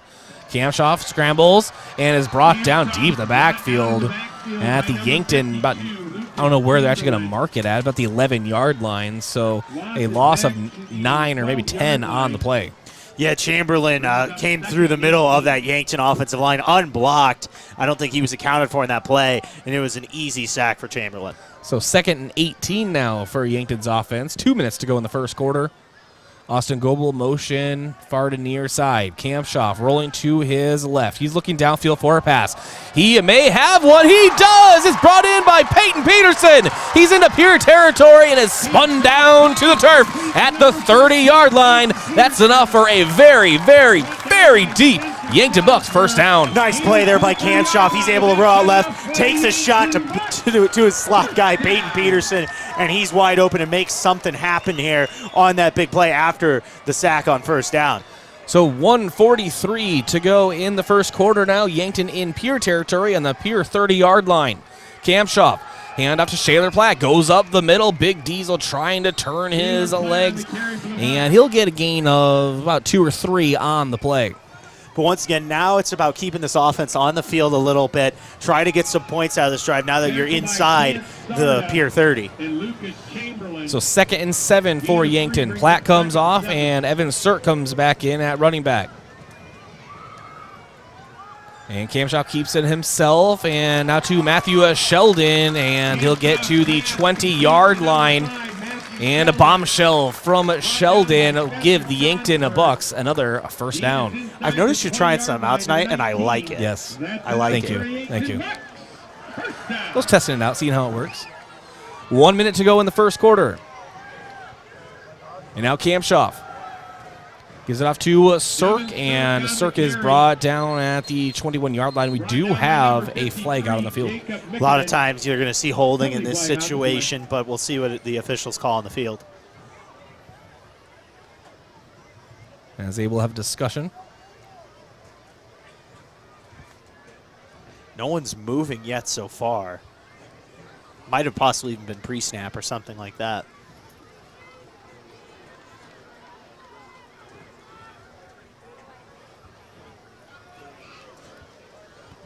As we're still waiting on an official call here. Makes me wonder if it's pre-snap.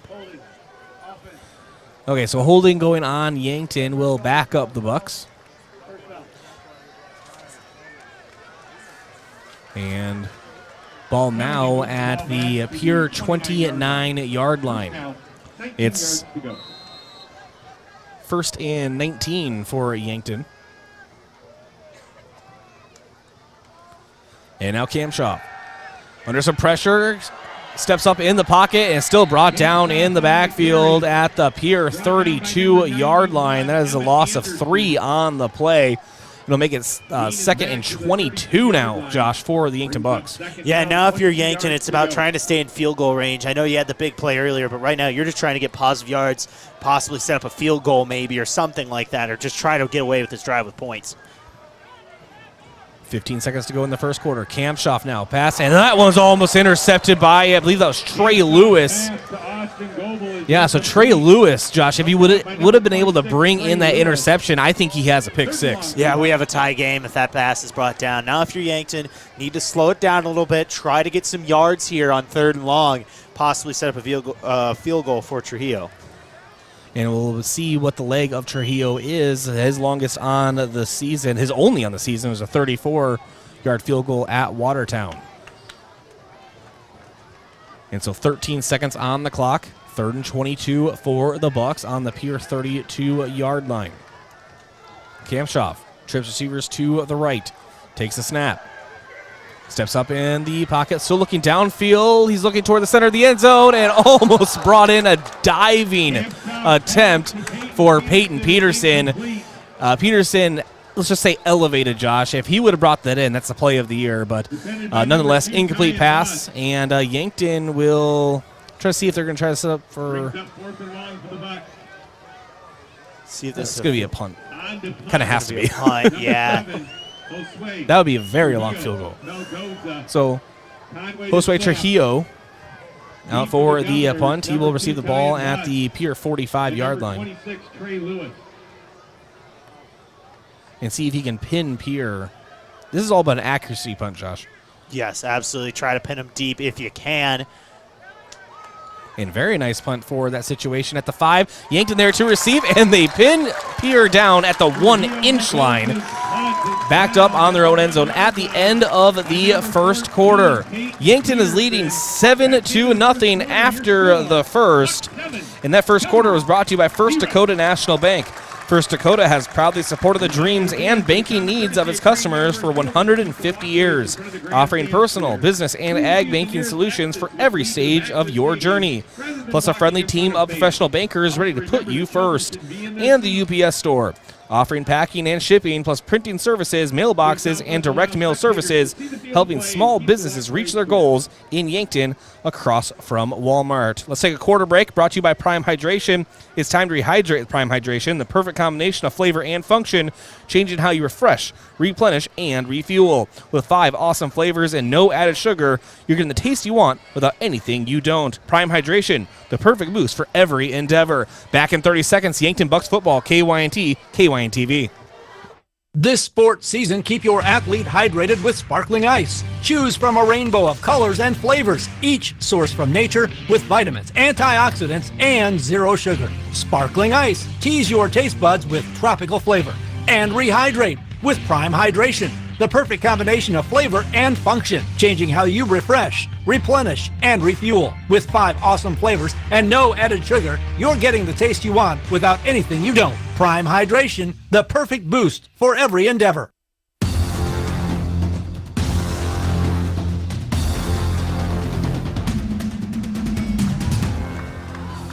And Yankton has Pierre backed up in their own end zone. Cade Kaiser for Pierre takes the snap in his own end zone and passes out to the right side. And on an island is George Stolley.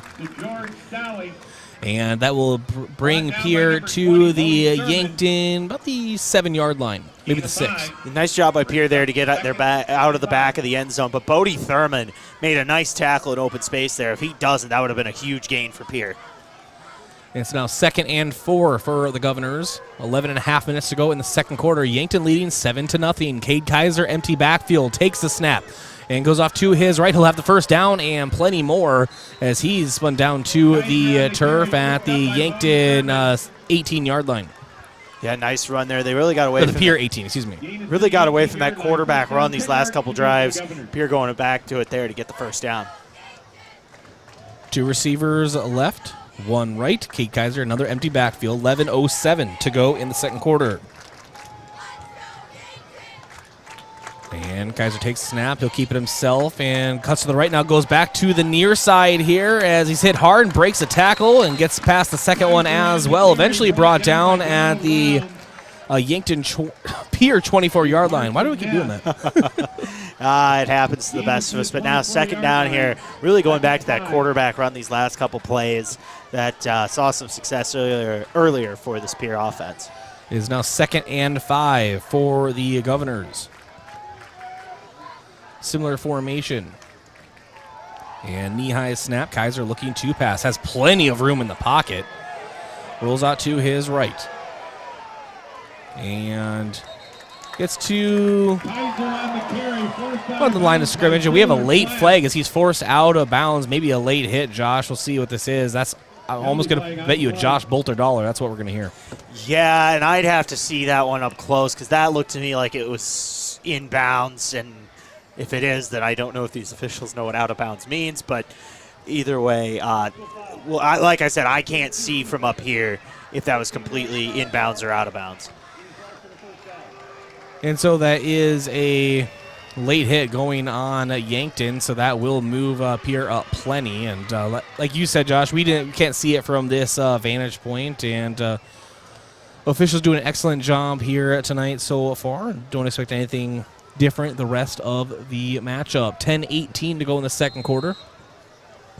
And now Pierre has it on their own 37-yard line. Kaiser takes a snap. Pass out to the right to Jet Zabel. Zabel brought down behind the backfield by Yankton. And on that was Shaler Platt. And was that Bodie Thurman? It was Bodie Thurman. He got in there early, blew that screen pass up. I've been so impressed by him tonight, the junior defensive back, having a big, huge night so far. And 9:55 to go in the second quarter. 2nd and 12 for the Governors. Kaiser, snap, looking to pass. Deep pass to the center of the field.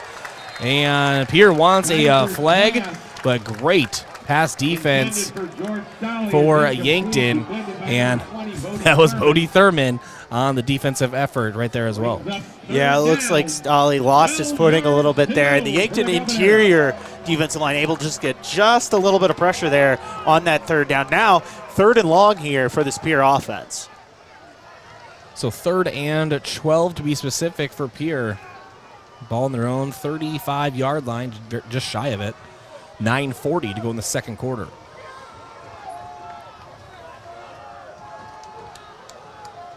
And here we go. Cade Kaiser will not be able to take the snap as a timeout is called by Pierre. Timeouts are brought to you by Hedro, one of Yankton's biggest and best employers. When you're ready for a break and looking for a new career direction, visit jobs.hedro.com. And this second quarter action brought to you by FNBO. Yankton Sports on KYNT and KYNTV are brought to you by FNBO, the great big small bank. And Yankton Medical Clinic. So much care, so close to home. Back in 30 seconds, Yankton Bucks football, KYNT, KYNTV. I'm Colby Cookta, one of your Yankton Edward Jones financial advisors. We're all about financial investments, but we also value the investments of time, patience, and encouragement our young athletes receive from their coaches, teachers, and mentors. That's why I'm a proud sponsor of the Yankton Bucks and Gazelles on KYNT. Call 605-665-4567 or visit edwardjones.com for all your investment needs. I'm Colby Cookta, financial advisor Edward Jones Yankton, member SIPC. 3rd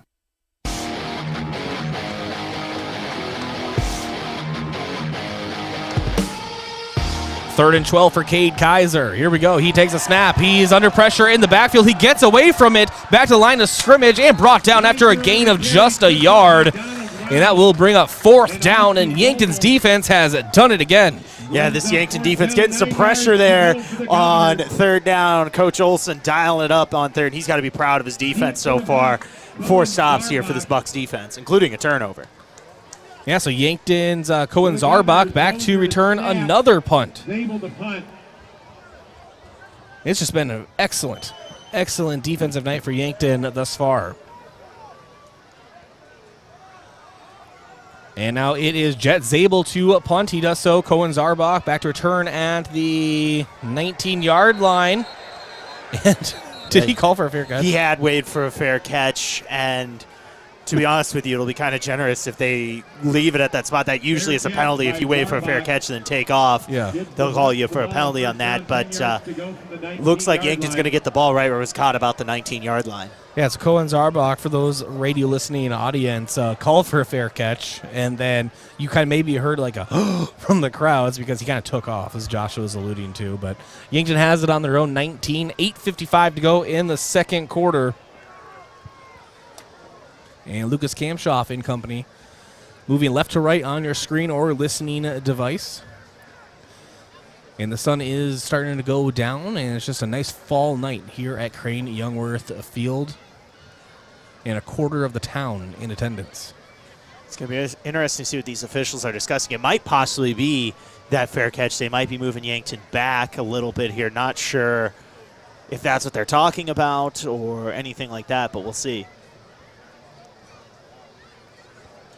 And as officials discuss, Pierre travels very well, as you see on that side of the field, Josh. And we do have a flag that actually just got thrown here. I think that's what they're going to call here on Zarbach. It's the right call on that one. You can't call a fair catch and then take off. But like you were saying, this Pierre crowd, they are loyal and they are going to travel, like you said. And so waiting for the official explanation.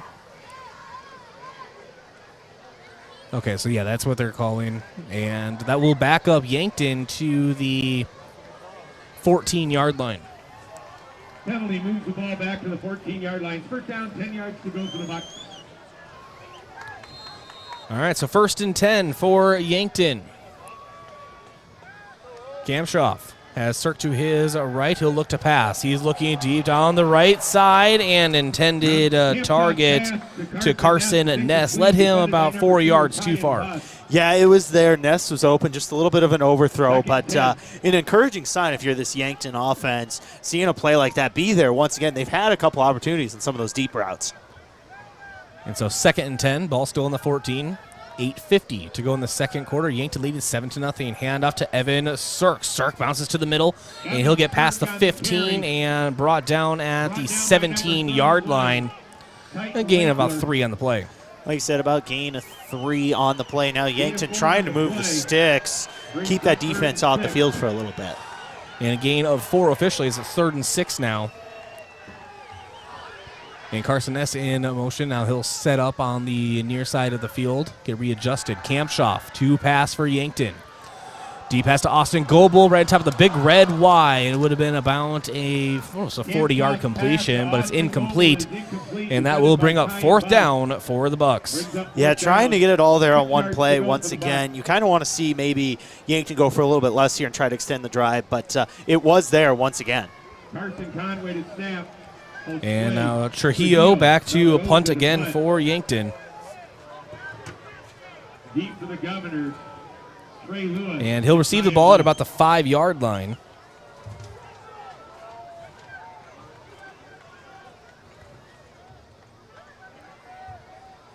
And takes about a knee-high snap. Sends it end over end at about the 50-yard line. Bounces into Pierre territory and will be picked up at the Pierre 41-yard line. That is where Pierre's offense still out there, still trying to tie this game. But, Josh, unfortunately for Yankton, it's just a 7-point lead. Yeah, 7-point lead here. This Yankton defense playing well. Really the only points in this game were set up by that turnover on the first drive off the pick from Bodie Thurman. And now this Buck defense looking to answer the call once again.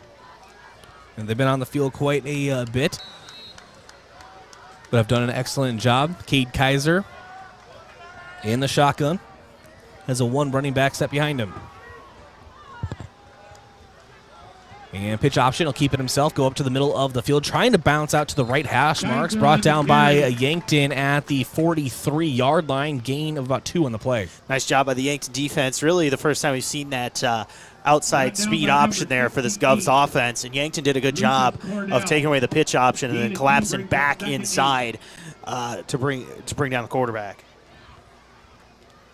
So now 2nd and 8 for Pierre, 7:35 to go in the second quarter. Yankton leads 7-0 here at Crane-Youngworth Field.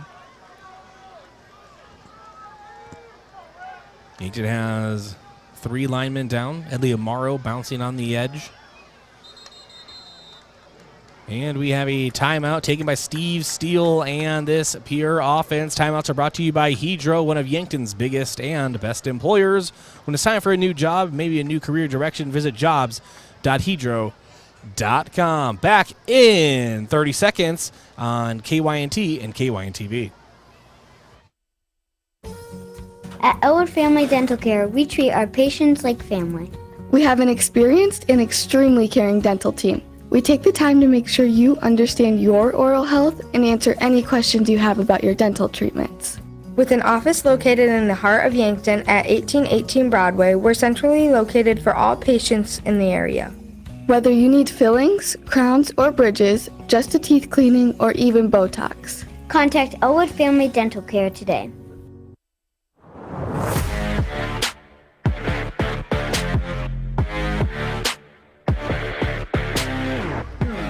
$7:18 to go in the first half. Yankton leading 7-0 over Pierre. And 2nd and 8 for the Governors, ball on their own 43-yard line. Yeah, timeout before the break there from the Govs. They're out of timeouts with over 7 minutes left here in the first half. Cade Kaiser takes a snap. He rolls off to his right. He's looking downfield. Pass completed to Cooper Terwilliger. That's his 8th reception on the season. Entered the game 143 yards.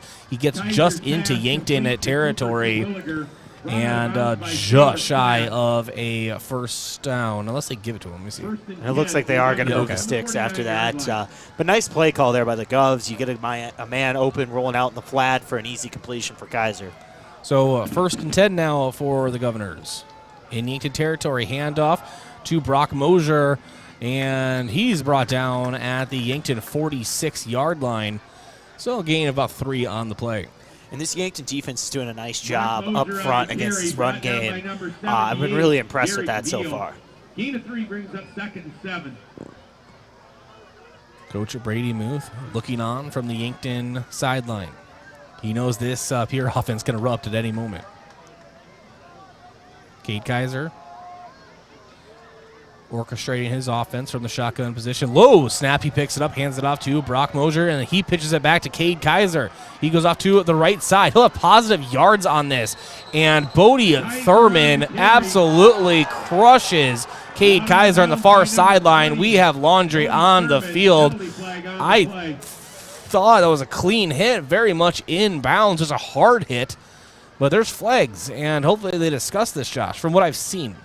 Yeah, I understand. It looked physical, but if he didn't lead with his head and it wasn't out of bounds, then I don't understand the call. Once again, it's hard to see from here, but from the original eye, it didn't look like he led with his head or was out of bounds. And I wonder right now if they're discussing that on the mic or what they're discussing here between the officials. Either way, Kaiser is down over on the sideline. Looks like he's going to be fine, but he is still taking a knee. And I believe I was correct in saying that was Bodie Thurman, correct? That was Bodie Thurman on the play. And once again, if they call that targeting, that's going to be interesting.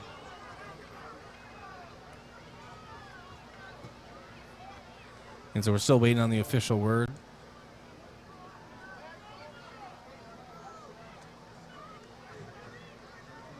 As Bodie Thurman's coming to the near sideline here. Did he get ejected from this game? They're calling that targeting. That's Wow. one I'd have to look back at and see. But Personal foul, targeting against the Bucks. Penalty moves the All ball right, down so to Bodie the Thurman yard ejected line. from the First game for a down, targeting 10 call. yards to go. He was the hottest player on this Yankton defense here tonight. But set up that huge interception, set up for the Yankton score, and now that gives Pierre very much more positive yards and really just deflates this Yankton defense. Yeah, and going to have to tackle at the waist, I guess, for the rest of the night. Because to me, that looked clean from up here, but it's hard to tell from up here in the press box.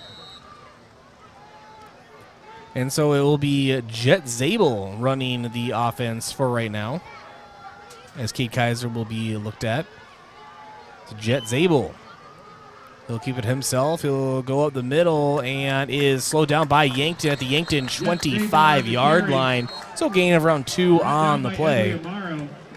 And you can just tell after the ejection, Josh, you just have that feeling of, Yankton leads, but it feels like Yankton just kind of lost something huge.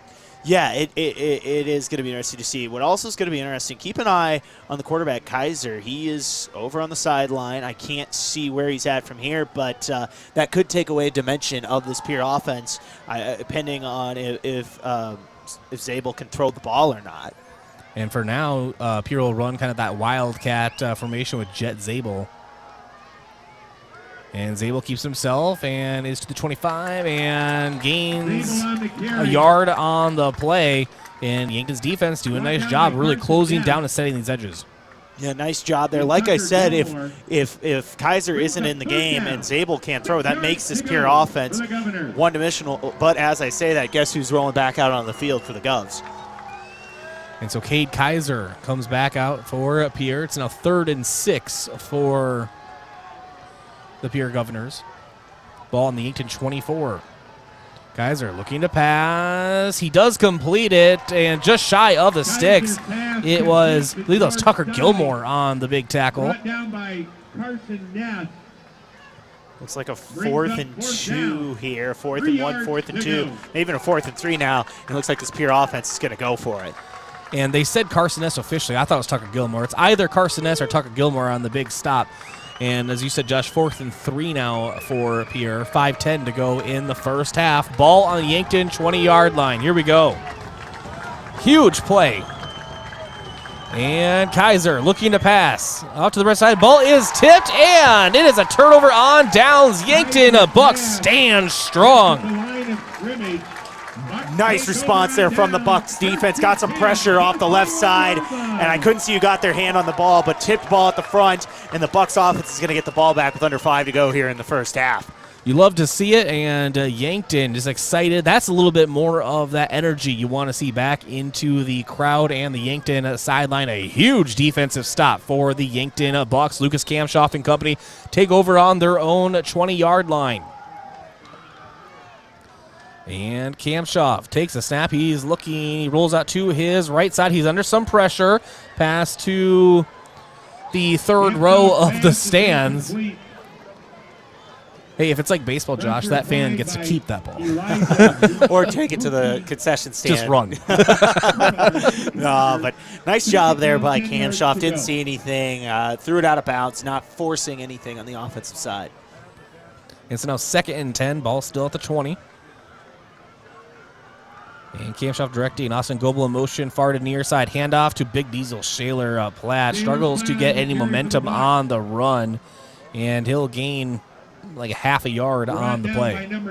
Yeah, only about a half a yard, maybe a yard on that play. Now 3rd and long here for the Bucks. They got to get something here to try to extend this drive.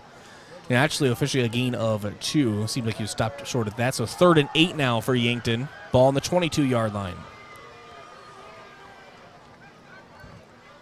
Kamshoff again sending Goebel in motion. He's looking to pass. Has a step up in the pocket, loses the ball, regains control of it. And now a toss, and It is a completion, and it is a fumble for Yankton. Pierre recovers, if they're going to say it's a complete pass. Which they are, and they're going to call that a fumble. That was bang, bang, so I can understand the call there on the field. Looks like Kamshoff was going to have his Johnny Manziel moment there, fumbling the ball and throwing it up, and it looked like Sirk caught that and fumbled the ball. Yeah, so Evan Sirk coughs up the ball at the Yankton 35-yard line, and that was close to being an incomplete pass. I don't know if he really was making any movement forward, Josh, but as it stands, it's now a pure ball. And if you're Yankton, your mentality really has to be, okay, this is kind of where they were at the stop anyway. So Cade Kaiser now keeps it himself, and he's brought down in the backfield by Yankton. So on the tackle, Bryce Krall and Peyton Eustace. Bryce Krall with the best first name in the game. And a nice loss there for Yankton. Yeah, and this Yankton defense has been so impressive, especially on the front line there. Really not letting Pierre have a ton on the ground. And another nice play there to put Pierre behind the sticks on going into second down.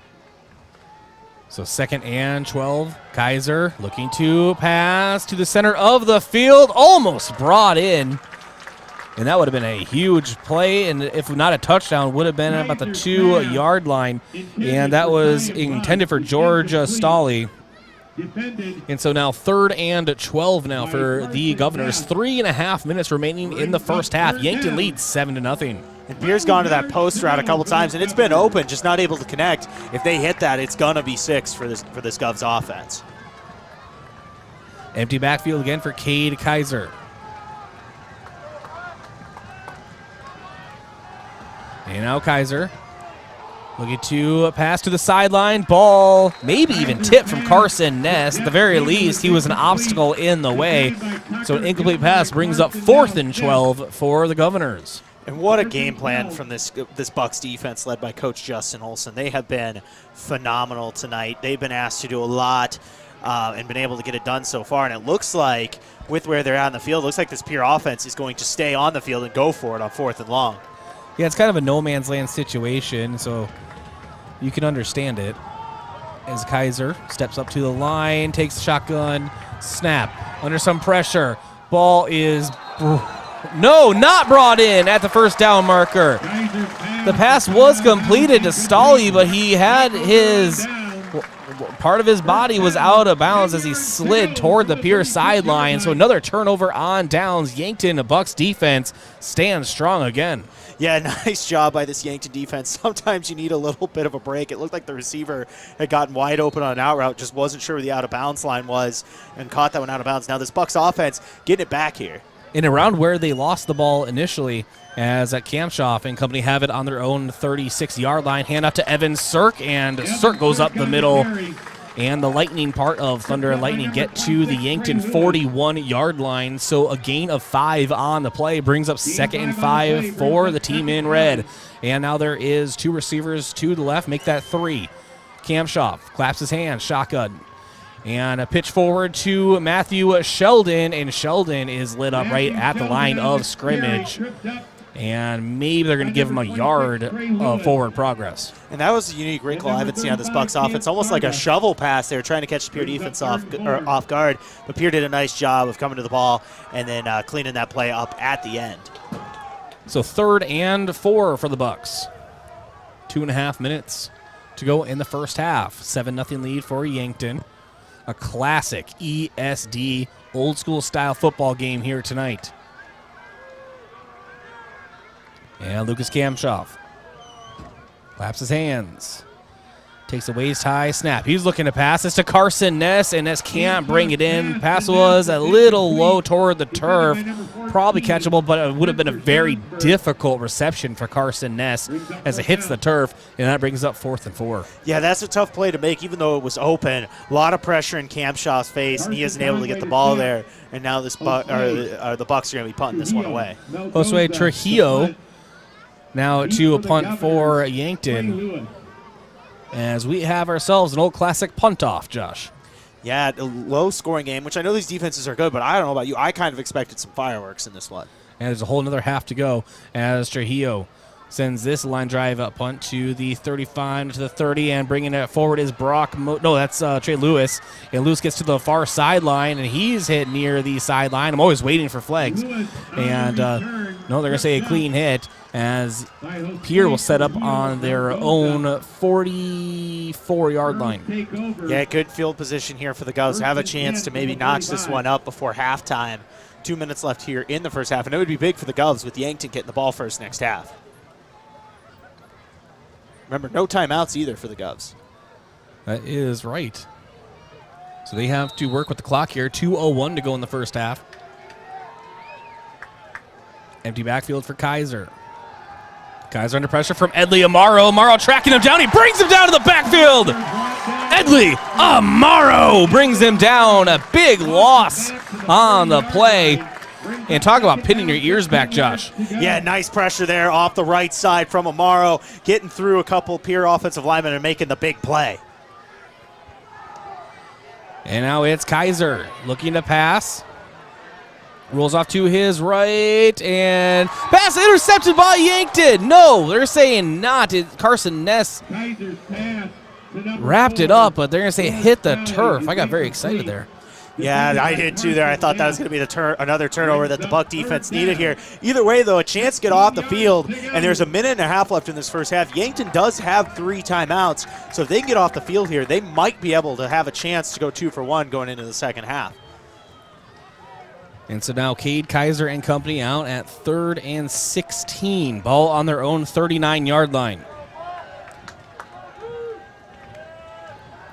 Kaiser to Jet Zabel in the flat, and he's hit just past the original line of scrimmage. That'll bring up 4th and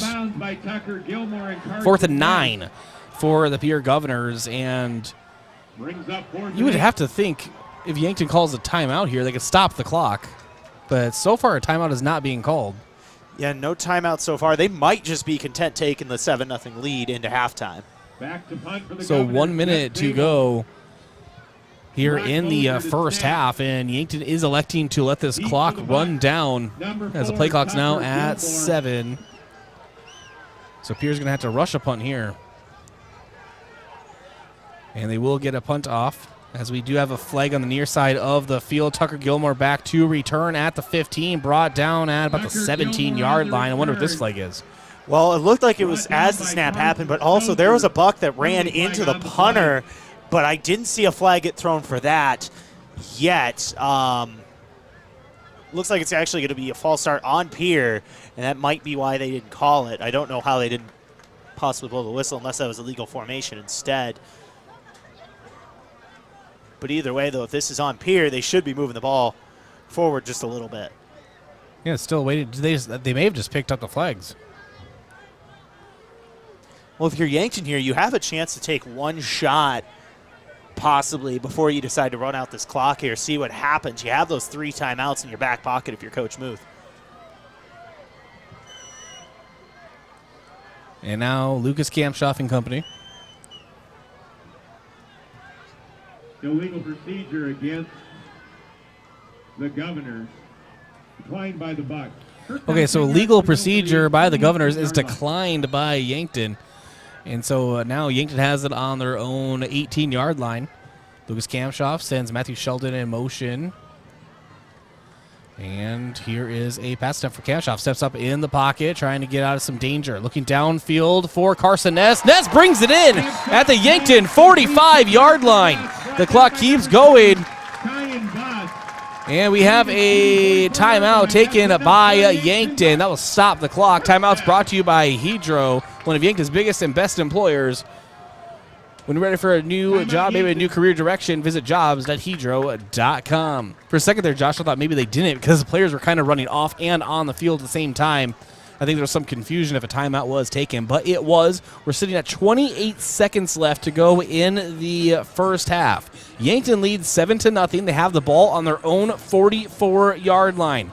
A first down, big completion from about the 17-yard line to the 44 from Lucas Kamshoff to Carson Ness. Yeah, nice play there for about 27 yards. Now all of a sudden 2 timeouts, 28 seconds left. As long as you can avoid a turnover here, you got a chance to add some points going into the half, and Yankton gets that ball to start the second half. So see what happens with Yankton when they come back out onto the field. You mentioned, Josh, you have a couple shots here, or at the very least get into field goal range. It's all about field position at this time, and 28 seconds when you have 2 timeouts is plenty of time.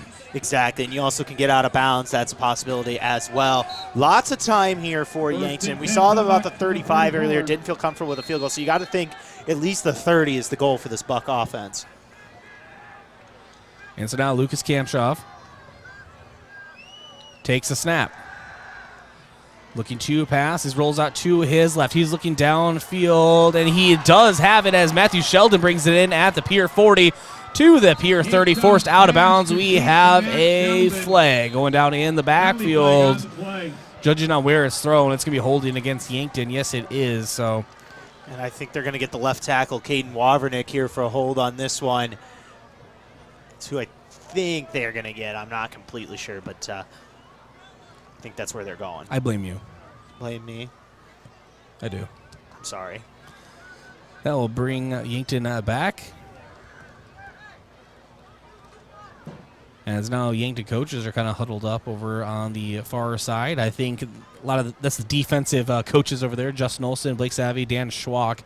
Probably getting a little head start on their halftime talk. And delegations on the field for penalties are taking quite a long time. First down, 20 yards to go. And now it looks like Yankton might just take a knee and let the clock run out for the first half. Yeah, I believe that is what's happening. Is there's no wide out, so protective shell formation.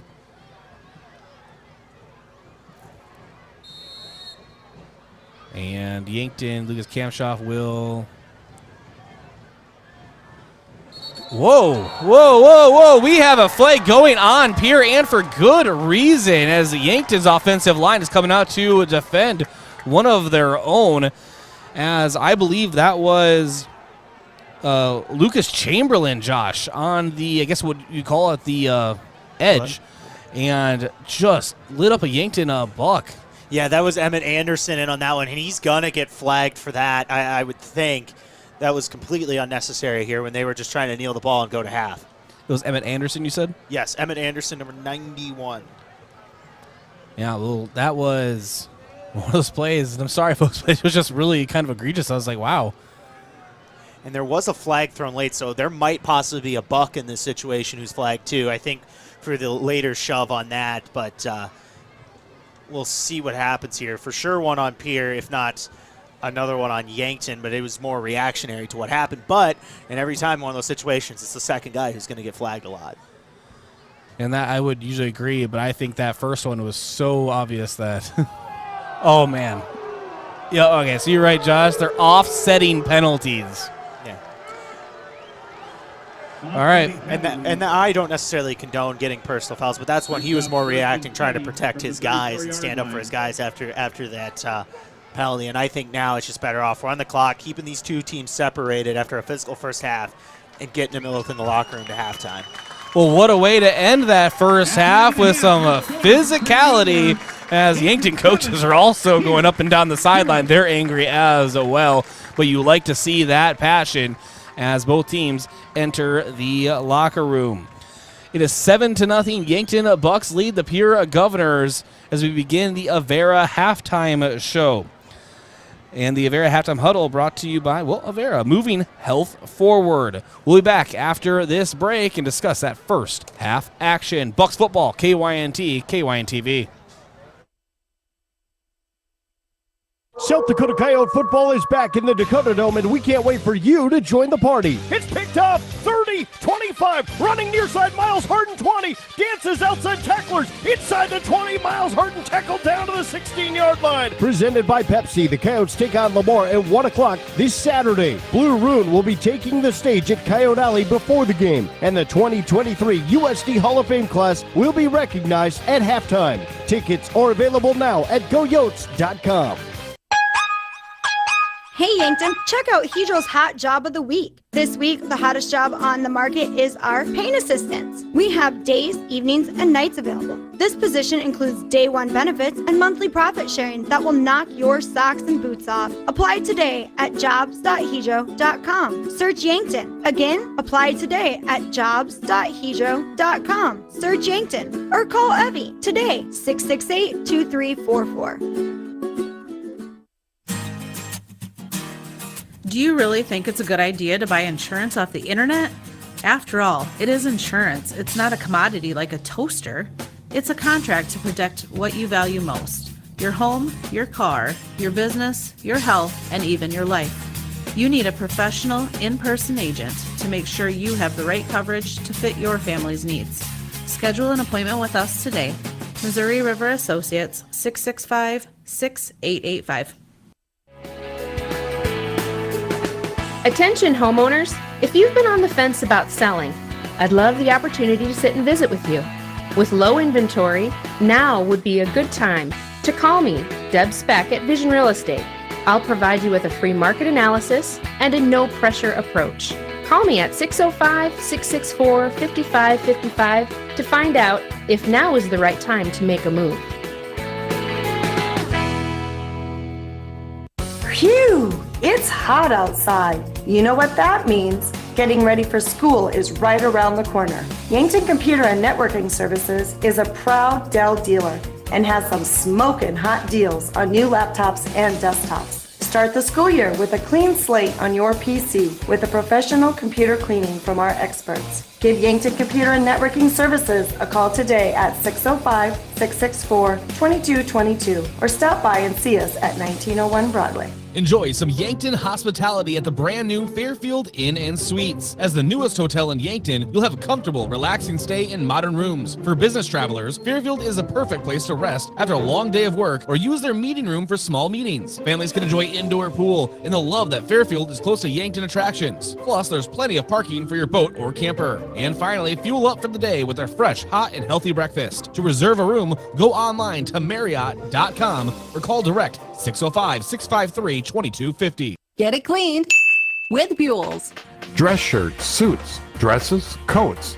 At Buell's, they specialize in dry cleaning and pressing. You can pick it up or even have it delivered. Got a tough stain you're worried about getting out? Leave it to Buell's. They're experts in getting out those nasty stains. Do you wash your own comforter? If you really want it clean, let Buell's do it. Their large-size washers are perfect for comforters. If you need it clean, take it to Buell's. 444 West 3rd, Yankton. Boston Shoes to Boots is proud to support Yankton High School athletics. Boston Shoes to Boots is your headquarters for quality and comfortable shoes for the whole family. From athletics and work boots to sandals and dress, we have you covered by our popular brands like Brooks, New Balance, Birkenstock, Red Wing, Keen, and so many more. Shop our location downtown at 313 Cedar Street or visit us online at bostonshoestoboots.com. Boston Shoes to Boots, your footwear expert since 1915.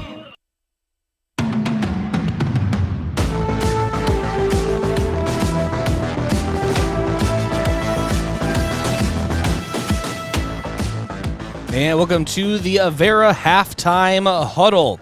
And we are in the Fairfield Inn broadcast booth.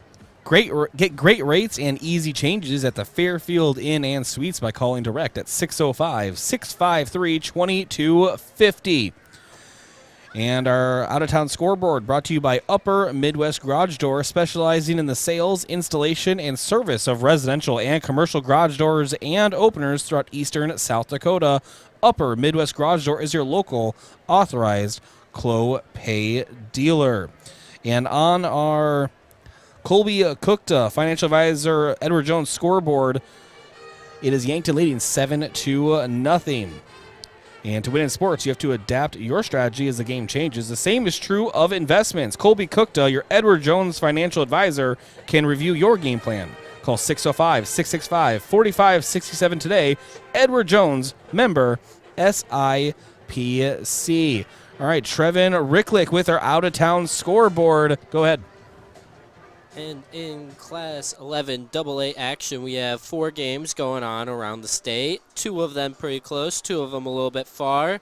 In our 4 games, we have number 3 seed T Area going up against Douglas High School in T. T leading that game at the end of the first half, 60-8. And another game that is pretty far away, Spearfish, the 5 seed, is leading Brookings 21-0 at the end of the first half in Spearfish. In some more interesting close matchups, we have Sioux Falls, Washington going up against 4 seed Watertown. Sioux Falls, Washington currently leads that game at halftime 21-20. And in Huron versus Sturgis, in Huron, they are currently tied at 7 apiece at the end of the first half. All right, thank you, Trevin, for the out-of-town scoreboard. We'll have another update for you at the post game. That was Trevin Ricklick. Thanks again to him. We'll take another break, come back, and let's get into your stat recap when we come back from this break on the Avera Halftime Huddle. Yankton Bucks football, KYNT, KYNTV. I'm Nancy Winandy from Yankton Thrive. Most of you are aware of the manufacturing careers available in Yankton, but I wanted to highlight the variety of other work options available, such as the Yankton School District, healthcare, restaurants, local shops. Some of these positions are part-time or seasonal, perfect for the retiree who wants to keep active, at-home parents looking for something to do while the kids are at school, or someone looking to make a little extra money for Christmas. See what's available at our website, yanktonsd.com. Investing in your home is easier and more fun when you have local choices. This is Cody Miles, owner of Upper Midwest Garage Door. We offer a wide variety of American-made, unique Clopay garage doors, free in-home consultations, a digital preview of the new garage doors on your home, and the expert small-town service you deserve. Get started today with your local independent Clopay dealer, Upper Midwest Garage Door. Give us a call, stop by, or learn more at uppermidwestgaragedoor.com. Finding that missing shin guard, remembering whether it's a home or away game, getting the right kid to the right playing field on the right day. Why are simple things sometimes so complicated? Thankfully, with auto owners, insurance doesn't have to be one of them. We work with independent agents who keep insurance simple so you can worry about more important things, like not being that fan. Oh, come on, ref! That's simple human sense. Don't gamble. Insure with MT and RC Smith Insurance in Yankton, your independent agent for home, business, auto, life, and bonds. Visit mtrcsmithinsurance.com. As times change, technology changes. Don't be left behind by your contact lenses. Vision Care Associates now offers infused multifocal contact lenses, specialized lenses that can provide you with clear vision at multiple distances without switching between glasses and contacts. Don't let glasses slow you down any longer. Call us today to schedule an appointment to try infused multifocal contact lenses. Vision Care Associates, where the health of your eyes comes first. The start of a new school year is a good time to evaluate your children's healthcare needs, whether it is a doctor's checkup, replacing EpiPens for serious allergies, or renewing prescriptions for inhalers to treat activity-induced breathing problems. Hi, this is Michael from Yankton Rexall, and we pride ourselves in providing accurate prescriptions and appropriate medical information for your child's health. Good health contributes to good students. Celebrating 100 years, your hometown pharmacy since 1923, Yankton Rexall. Kids eat free in September at Wahlburgers at Hy-Vee to celebrate National Family Meals Month. That's right, get a free kids meal with the purchase of an adult entree. Kids 12 and under can choose from favorites like a burger and fries, grilled cheese, chicken tenders, and more. Bring the family together.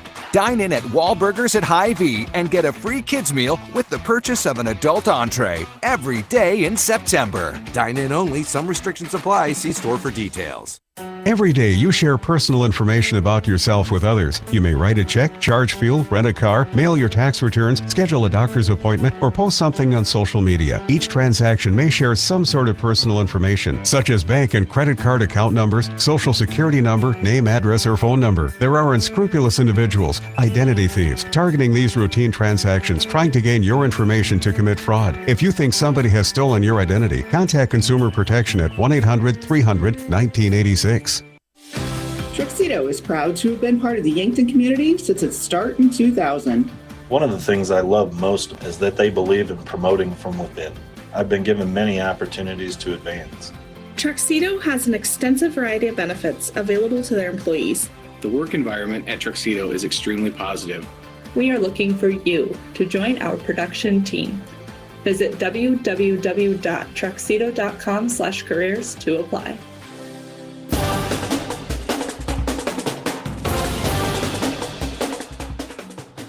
And welcome back here to the Avera halftime huddle. And Yankton Bucks leading 7-0 on your financial advisor Colby Cook to Edward Jones scoreboard. To win in sports, you have to adapt your strategy as the game changes. The same is true of investments. Colby Cookta, your Edward Jones financial advisor, can review your game plan. Call 605-665-4567 today. Edward Jones, member SIPC. Let's get into your first half stat recap brought to you by Mayor Signs. If it's time to review the look of your business's signage, let Mayor Signs help. They offer all types of signs, including lit, non-lit, digital, and much more. Contact Mayor Signs today on 4th and Broadway in Yankton. Go ahead, Josh. Yeah, let's take a look starting with this Yankton Buck offense. Lucas Kamshoff, he's 3 for 11 on the day with 99 passing yards. He's got a 7-yard touchdown to Austin Goebel, a lone touchdown there in the first half. But the leading receiver for the Bucks is Peyton Peterson, who had that big 58-yard catch in the first half. Looking at rushing stats, Shaler Platt leading the way for the Bucks with 4 carries for 10 yards. Bodie Thurman with a pick that led to that touchdown. Unfortunately, not going to be around the second half, was ejected for targeting. And then Edley Amaro with a sack for the Bucks. Taking a look at the Governors offense, Cade Kaiser, he's got 47 yards passing on the evening and a pick. Jet Zabel leading the way receiving for the Govs. He's got 5 catches for 29 yards. And on the ground, it's the quarterback, Cade Kaiser, with 22 yards rushing. On defense, Lucas Chamberlain with a sack, Emmett Anderson with a sack, and Carson Stozer with a fumble recovery there in the first half. Thank you, Josh. Let's get into our halftime key to victory, brought to you by Vision Care Associates. Yankton Sports brought to you by Vision Care Associates, where the health of your eyes comes first. Josh, I was just now thinking offensively, Yankton needs to get some points, obviously, but it's this defense needs to continue to hold strong. Yeah, what a half from this Yankton defense. If you put Coach Olson up on a lie detector and asked him, is there any way you could have a better first half on defense, he would have to say the truth is no, because he had that defense was amazing in the first half. You really can't ask for much better. But for me, I think the key is finding some kind of sustained success on offense going here in the first half. Lone touchdown this game was off a turnover that set Yankton up inside the 20. So it's going to be interesting to see if they can get something going on offense, especially starting with the ball first.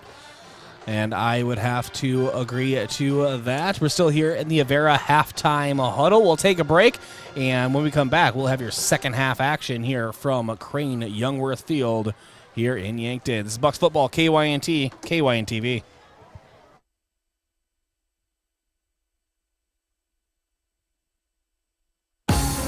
The other day, a gal came into the UPS store to drop off a package. On her way out, she noticed the print sample wall and asked if we could print invitations. The answer was, yes, we can. Hi, this is Doug at the UPS store in Yankton and Vermilion. For over 7 years now, the UPS store has been helping hundreds of customers with their printing needs. From basic copies to business cards and invitations to posters, we can print them. Stop out and ask about our current print specials and see how we can help with your printing needs. Know what happens when you keep your hard-earned assets at First Dakota National Bank? You can rest assured that your accounts are protected to the maximum allowed by the FDIC. And those funds stay local. Businesses and organizations are positively impacted. The whole community benefits. You can invest your resources just about anywhere today. But if you keep them safe, earn a good return, and benefit the local community, why would you invest anywhere else?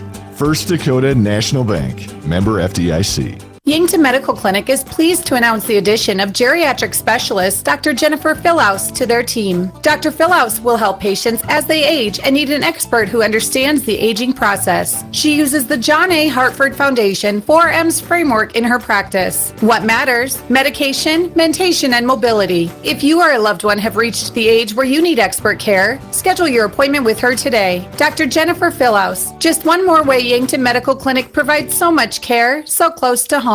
FNBO is the great big small bank, and for more than 165 years, we've been with you where you are. A bank that's ready for all your needs, both big and small. Here to help you earn more, save more, so you can do more every step of the way. It's what you can expect from the great big small bank. FNBO, independent and family owned for 6 generations, and ever so focused on you. Stop on by or visit us at fnbo.com. Member FDIC. Hello. Here's to welcoming moments, big and small, embracing the unexpected, savoring life. At Avera, our nationally recognized health system will be right here with you, ready for anything. We listen to your goals and help you achieve them with care and coverage. We'll move you forward through sickness and health and every milestone in between. Avera, moving health forward. Learn more at avera.org/forward. So I switched my insurance to State Farm, and get this. I talked to an actual State Farm agent who lives in my actual town. And get this. My actual agent in my actual town gave me actual help with the coverage I needed. And get this. My actual agent in my actual town who gave me actual help actually knows my name. And get this. They actually say it's called service. Call State Farm agent Rhonda Westland at 665-4411. Have aches and pains taken you out of your game? At First Chiropractic Centers, we have been helping people get back into their game for nearly 40 years. Whether your game is sports related, or it looks more like gardening, household chores, exercising, or just daily life, if your pain is preventing you from enjoying or participating in your chosen activity, we can help. With offices in Yankton, Scotland, Hardington, Tyndall, and Wagner. First Chiropractic Centers, making life better, one adjustment at a time. Do you really think it's a good idea to buy insurance off the internet?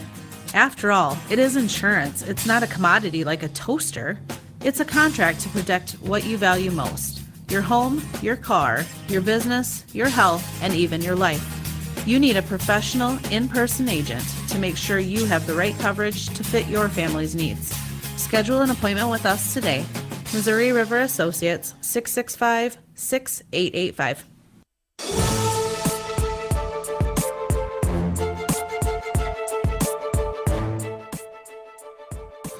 And welcome back to the Avera Halftime Huddle, the last seconds of it. Bryce Ladwig alongside Josh Boelter here in the Fairfield Inn broadcast booth. Fairfield Inn, hot breakfast, large family rooms, and a great location can be found at Fairfield Inn and Suites, located at 2607 Broadway Avenue in Yankton.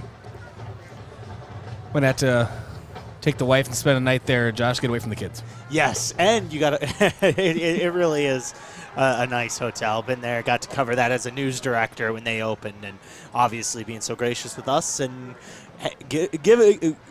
You know what I'm trying to say. They're awesome. How is the news? What's every headline of the last week? I'm kidding. Boy, we could be here a while. you were going to start. I was like, no, I'm just kidding, man. I'm just kidding. I was like, I was just trying to think of a quick one. But either way, though, I think the headline here: this Yankton defense pitching a shutout through one half of football, Bryce. Yeah, and Yankton will receive here to begin the second half action.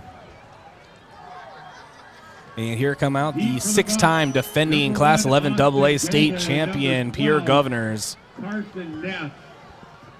As if we have a second half like we had the first as far as competitiveness, Josh, we're going to have the game of the year. I think it's Big Ten West style football out here, and it's been impressive. Every play in a game like this matters, where defenses have been so key on both sides of the ball, or for both teams so far. And so Pierre to kick. This will be actually the first kick return for Yankton in the game. I think that's a good sign if you're Coach Muth and this Yankton Bucks team. If you only have to take one kickoff in the game, I think they'll be very happy. And Jet Zabel sends this one basically through the Yankton end zone. And that'll be a touchback. Yankton will take over on their own 20. Here come the Yankton Bucks. And here come this Buck offense. And they didn't spend a lot of time on the field there in the first half, but they got a chance here, up a touchdown, to try to add to their lead to start the second half. And Lucas Kamshoff in the shotgun. As Matthew Sheldon as the blocking back. Austin Goebel in motion. Handoff to Evan Sirk. Sirk gets bottled up right behind the line of scrimmage. Pretty much right at it. So very small loss on the play for the Bucks. Yeah, not much there on that one. Like you said, trying to get something going on the ground game. Haven't found a lot of sustained success on offense trying to get something going here on second. 2nd and 10, empty backfield. Kamshoff takes the snap. He's looking to pass. It's out to Tucker Gilmore. He gets rid of his first tackler and then gets upended at about the 26-yard line. Did lose the ball, but they're going to say he was down before it popped out. And so that is a nice gain, but very hard-fought game for Tucker Gilmore. He took a licking there.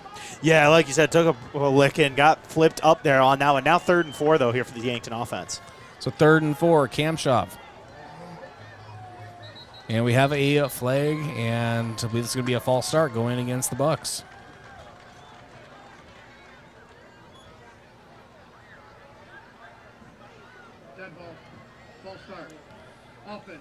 So false start going against Yankton, and this is just one thing with this Yankton offense so far today, and Pierre, but mainly I'm thinking Yankton in this regard, Josh, is kind of shooting themselves in the foot.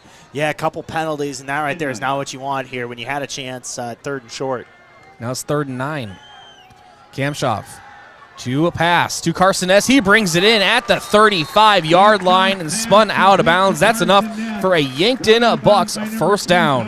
And that's a heck of a ball there from Lucas Kamshoff. Fed it through one defender on a timing hitch route or curl route there. Carson S. for a first down. Austin Goebel in motion near to a far side. 2 receivers left, 1 right. Kamshoff.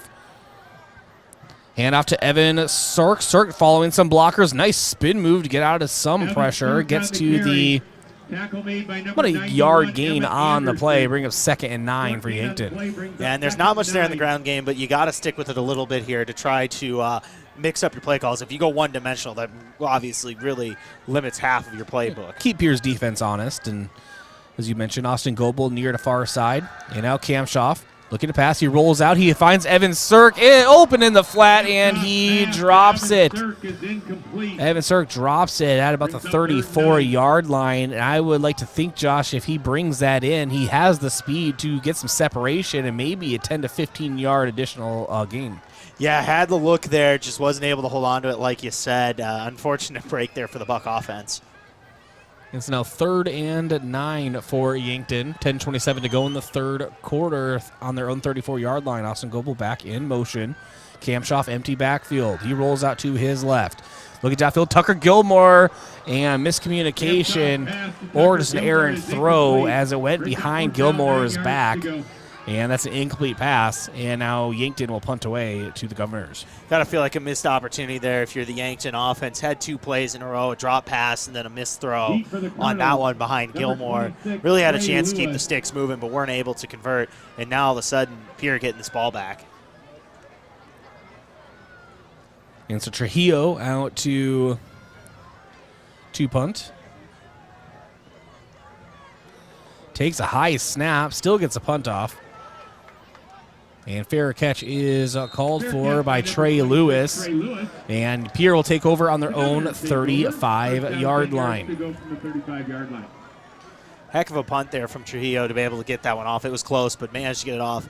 And now Pierre with the ball in the 35. Trying to get something going on offense. Really, it's very similar to Yankton. I mean, when you're in a 7-0 game like this, that just shows how well defense is played.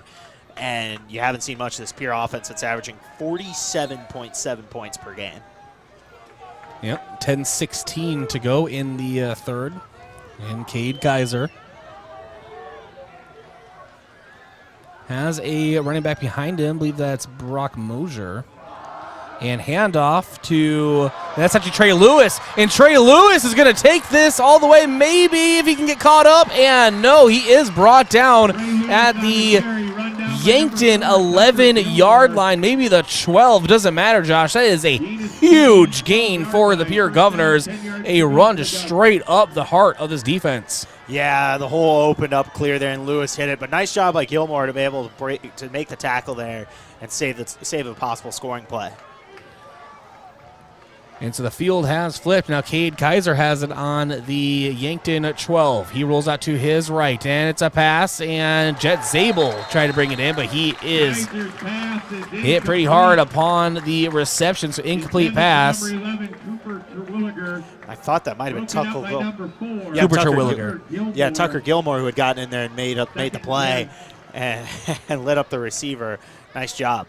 And it was actually Cooper Terwilliger on the reception attempt. And so now it is 2nd and 10 for the Governors. 9:50 to go in the third. Still in the red zone. Still could be a huge turning point. That Trey Lewis run might be Pierre's play of the game. Cade Kaiser claps his hands. Waist-high snap. Eddie Amaro in pursuit. And Cade Kaiser pass to the end zone. Touchdown for the Pierre Governors. It is brought in by George Stalley. That's his first touchdown reception of the year. We have a late flag coming in. You have to think that's unsportsmanlike conduct on one of the sides. And Pierre, pending the extra point, is about to tie this thing up. Yeah, it's going to be interesting to see what the call is here. If this is unsportsmanlike, possibly back up. You can choose to either get this on the kickoff or on the extra point, depending on what happens here. It looks like they are just going to move it on the extra point.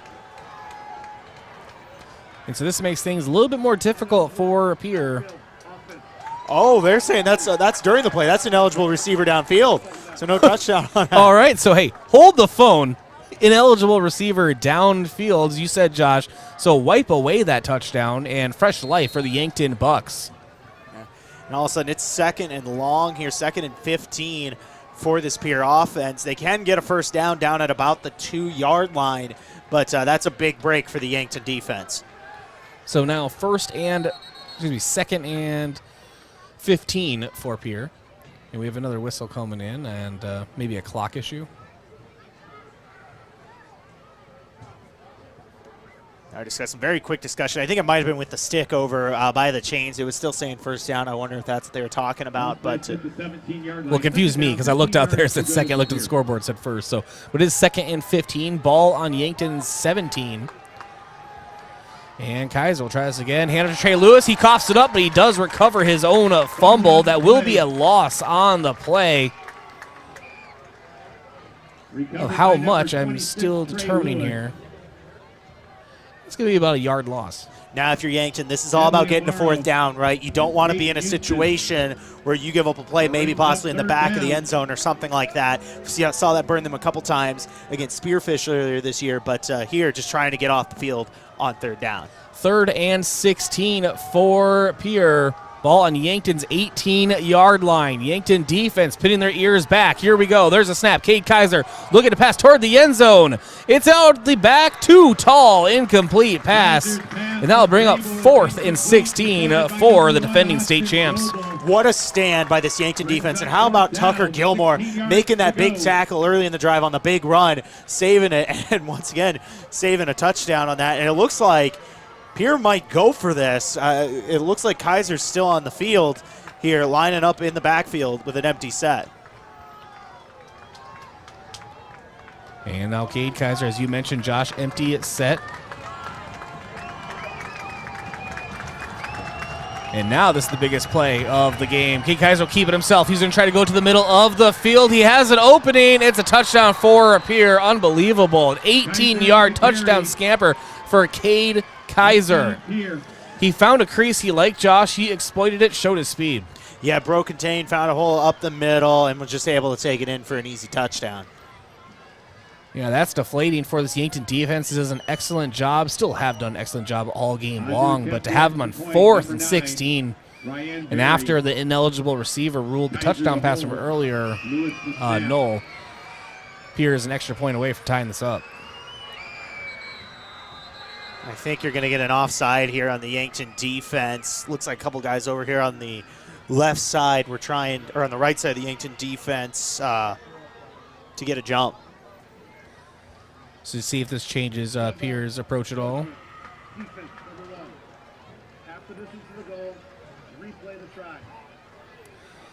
And extra point kicker Ryan Berry out for Pierre. Zayden rounds the snap. And nice snap, nice hold, and the extra point is good. We're knotted up at 7 here at Crane-Youngworth Field. 8:52 to go in the third. Back in 1 minute. This is Yankton Bucks football on KYNT, KYNTV. Finding that missing shin guard, remembering whether it's a home or away game, getting the right kid to the right playing field on the right day. Why are simple things sometimes so complicated? Thankfully, with auto owners, insurance doesn't have to be one of them. We work with independent agents who keep insurance simple so you can worry about more important things, like not being that fan. Oh, come on, ref! That's simple human sense. Don't gamble. Insure with MT and RC Smith Insurance in Yankton, your independent agent for home, business, auto, life, and bonds. Visit mtrcsmithinsurance.com. As times change, technology changes. Don't be left behind by your contact lenses. Vision Care Associates now offers infused multifocal contact lenses, specialized lenses that can provide you with clear vision at multiple distances without switching between glasses and contacts. Don't let glasses slow you down any longer. Call us today to schedule an appointment to try infused multifocal contact lenses. Vision Care Associates, where the health of your eyes comes first.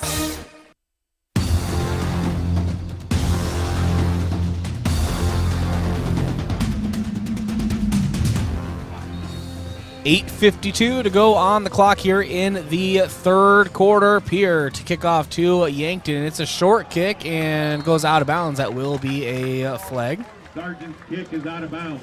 Yeah, that's a nice break there for the Yankton offense. Getting good field position here in what's been a defensive slugfest. An absolute slugfest here. A very entertaining game despite the lack of scoring. A defensive showcase. And Yankton's offense trying to change that here as they come back out onto the field, take the ball over on their own 40-yard line. This third quarter action brought to you by Truxedo. Truxedo is a proud sponsor of Yankton Sports and committed to driving forward. Be loud, be proud, be Yankton. And First Chiropractic Centers, making life better, one adjustment at a time. What I missed, Josh? They're replaced at the 35-yard line here for Yankton after that kick out of bounds. All right, so Yankton on their own 35. Cam Schaff in the shotgun. Has Evan Sirk to his right. And a couple blocking backs. High snap, handoff to Sirk. Tries to bounce to the outside. He does. We have flags out in the backfield. Sirk cuts to the middle of the field. Left hash marks and brought down at the 39-yard line.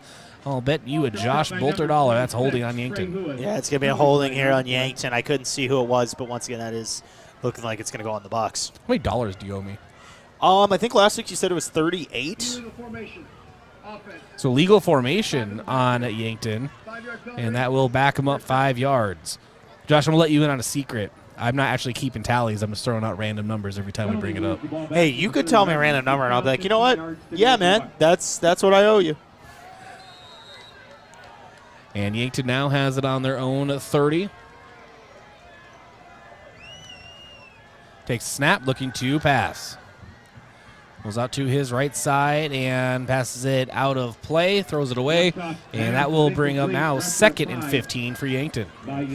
Just from up here, it looked like Kamshoff on that one maybe left the pocket a little early. He almost ran into the pressure on that play, but either way, good job to get rid of it and not take a sack. It's too fast, Josh. It's too fast. All right, trips receivers left, one right. Kamshoff, the snap. Looking to pass downfield for Gilmore. Gilmore brings it in at the 50. He is trying to take it all the way, brought down at the Pierre 30-yard line. It's the Kamshoff-Gilmore connection. It strikes again. That'll not only move the chains, but put Yankton 10 yards away from the Midwest Insurance Agency red zone. And that pass was on a line. I thought for a second there it got picked off. That was so fast. Nice pass by Kamshoff and great hands from Gilmore on that one. Now first down here. And Peyton Peterson joins the fray late here. And Kamshoff takes the snap. Nothing opening up so far. Rolls to his right and pass to Peyton Peterson. He's hit hard on the sideline. Couldn't quite bring it in, keep his feet in bounds. And is 2nd and 10 now for Yankton on the Pier 30. And great job by this Yankton offensive line. They're really not letting anybody through on this drive. Kamshoff had a pretty clean pocket on that play. And now Kamshoff has 2 wideouts on the left to make that 1. As Austin Goebel's now in motion. Pitch option. Kamshoff uses it. Gives it over to Cirque. Cirque at the 30, to the 25, to the 20, to the 15. Brought down at the Pier 14, maybe the 13-yard line. We have another flag. And I'm afraid of what this might be, Josh. Yeah, I think this might be a holding in the 2nd level here. Going to be interesting to see what they call on this one, but I think this is going on the Bucks. The penalty just cannot get out of Yankton's way. And we'll see what this shakes out to be.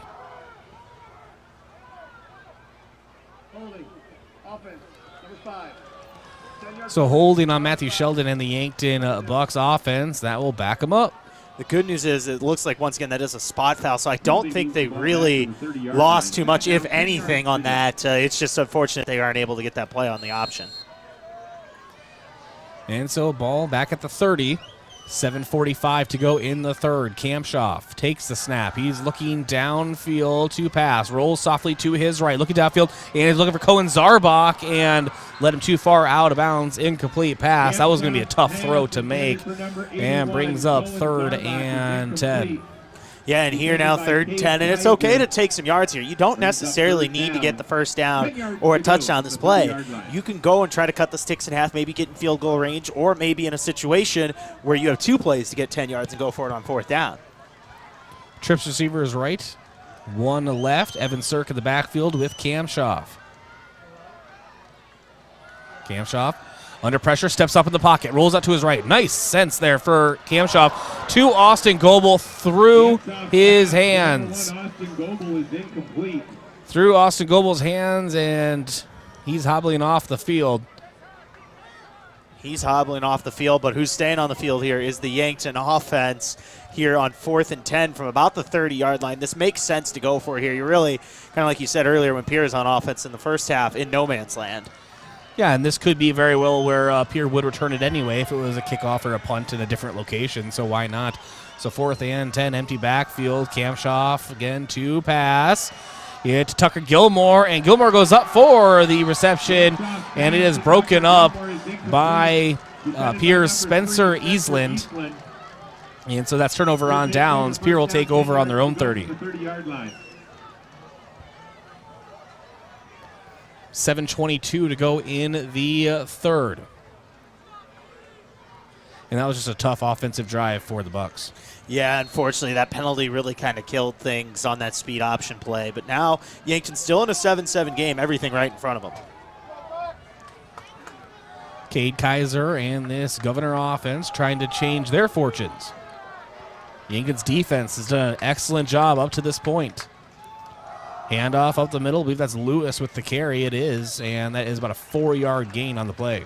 Yeah, nice little 4-yard run here. He had the big run at the beginning of the last drive for Pierre that led to the touchdown. Starting to get a little something going there with Lewis. Brings up 2nd and 6. So 2nd and 6 now for the Governors.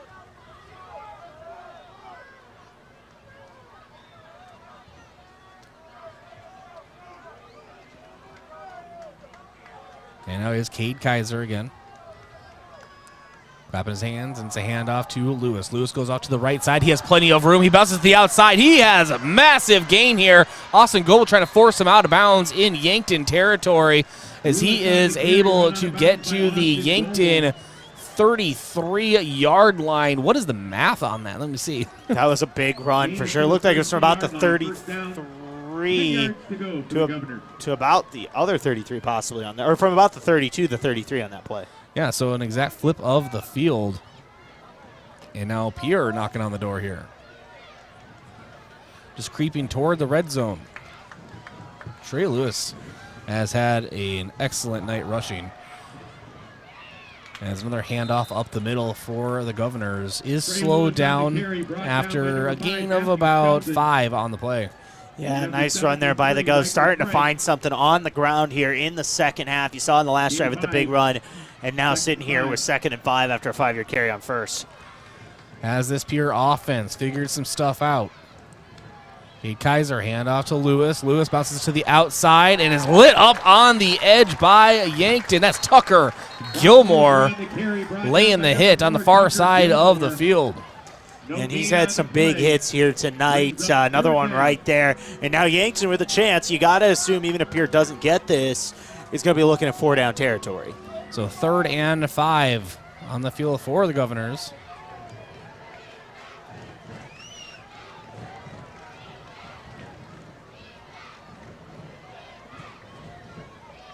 And Yankton has Edley Amaro sprint off the field.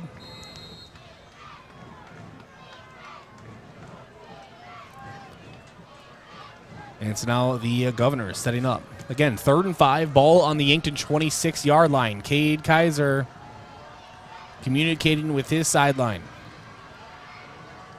And now with his offensive line, Yankton making subtle movements and adjustments.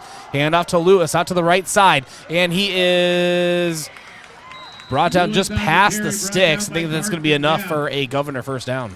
Yeah, like you said, just enough. Knew how to find the sticks. Reached out there a little bit to get the last end. And now Pierre with a fresh set of downs. And so a fresh set, as you had mentioned, and now the ball is on the Yankton 22-yard line. 5.5 minutes to go here in the third. We're knotted up at 7 apiece. A classic ESD battle of two of the top teams in Class 11AA. The 6-time defending state champs trying to take a lead here as Trey Lewis gets another carry. And he is brought down after a small gain of a few yards on that carry. Like you said, about 3 or 4 there. He's really starting to get hit that second gear as soon as he gets past the offensive line. Not able to on that one, though. So gain of 3, 2nd and 7 for Pierre. Under 5 minutes to go in the third. Cade Kaiser.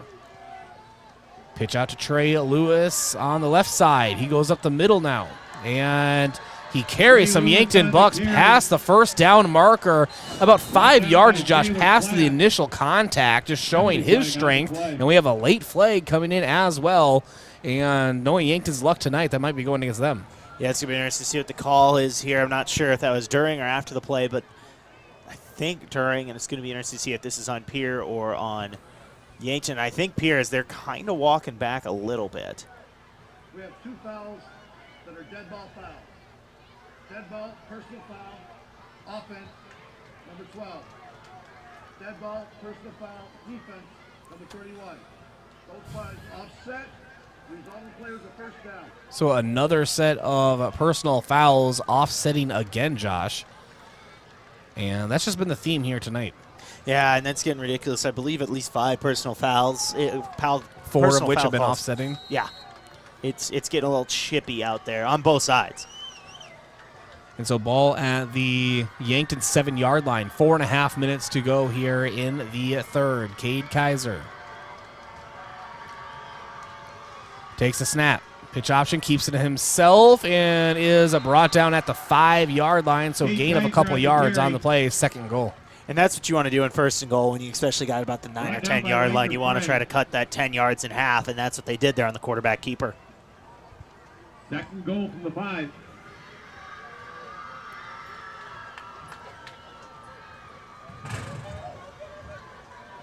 And now Cade Kaiser directing his offensive line. And Trey Lewis trying to blast his way into the end zone just shy of the line to gain here. And is brought down at the 1-yard line. Yankton trying to hold strong, trying to force us into 4th down territory. Yeah, and they got 2 chances here. It looks like you said, about 3rd goal from the 3-yard line here. Yankton trying to make a stand here and keep this a tie game.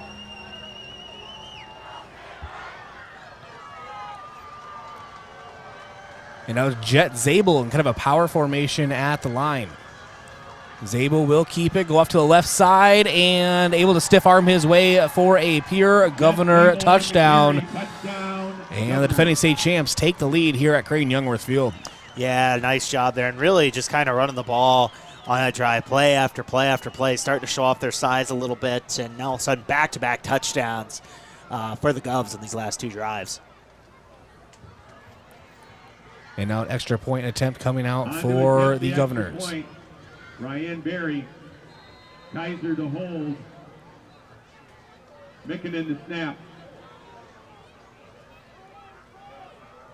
3:15 to go here in the third as we await the extra point. Nice snap, nice hold, and the extra point is good. And Pierre leads 14-7 here in Yankton. 3:15 to go in the third. Back in 1 minute, Yankton Bucks football. KYNT, KYNTV. Truxedo is proud to have been part of the Yankton community since its start in 2000. One of the things I love most is that they believe in promoting from within. I've been given many opportunities to advance. Truxedo has an extensive variety of benefits available to their employees. The work environment at Truxedo is extremely positive. We are looking for you to join our production team. Visit www.truxedo.com/careers to apply.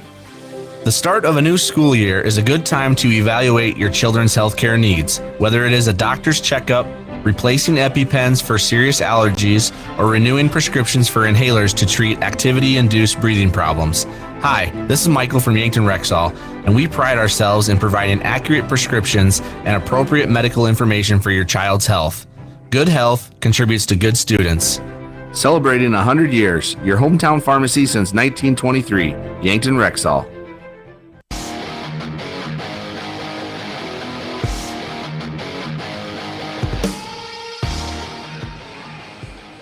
3:15 to go here in the third quarter. Bryce Ladwig alongside Josh Boelter as Pierre has a low kick to Yankton. It is picked up by one of the upbacks and brought down at the Yankton 35-yard line.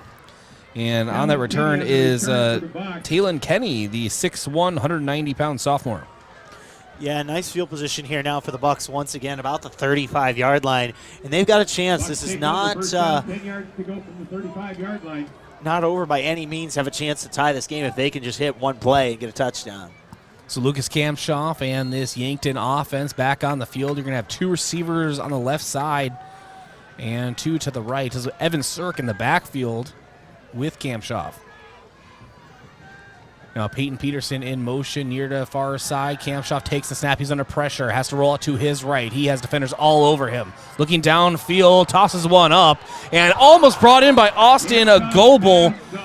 It went over the hands of the defender, Spencer Eastland, and then through the hands, granted, of a very elevated Austin Goebel. He had to really jump for it, but off the hands at the Pierre, about 25-yard line, incomplete pass. There is a penalty flag on the play. Wonder if that's maybe a holding or possibly a late hit. We'll see what they call. And they're picking up. Oh, they are moving forward. We haven't got an announcement. So roughing the passer. Good job, Josh. And that will move Yankton forward. I was going to assume after the night Yankton's had with penalties, it's going to be a holding, but that moves them forward to their own, well, actually right on top of the 50-yard line. Yeah, Yankton now here with a chance to get something moving here, 50-yard line, like you said. Kamshoff empty backfield. Looking to pass on the right side. Short pass to Cohen Zarbach. Turns upfield and is blasted at the Pierre 46-yard line. That is a gain of 4. And that's more of what I've been looking for from this Yankton offense. They've been taking a lot of shots deep. Maybe try the middle of the field and maybe some bubble screens and things like that as well. Try that short intermediate passing game. And so now it's Tucker Gilmore sent in motion. Gilmore gets the carry. And he turns upfield, and he's 2 yards shy of the first down.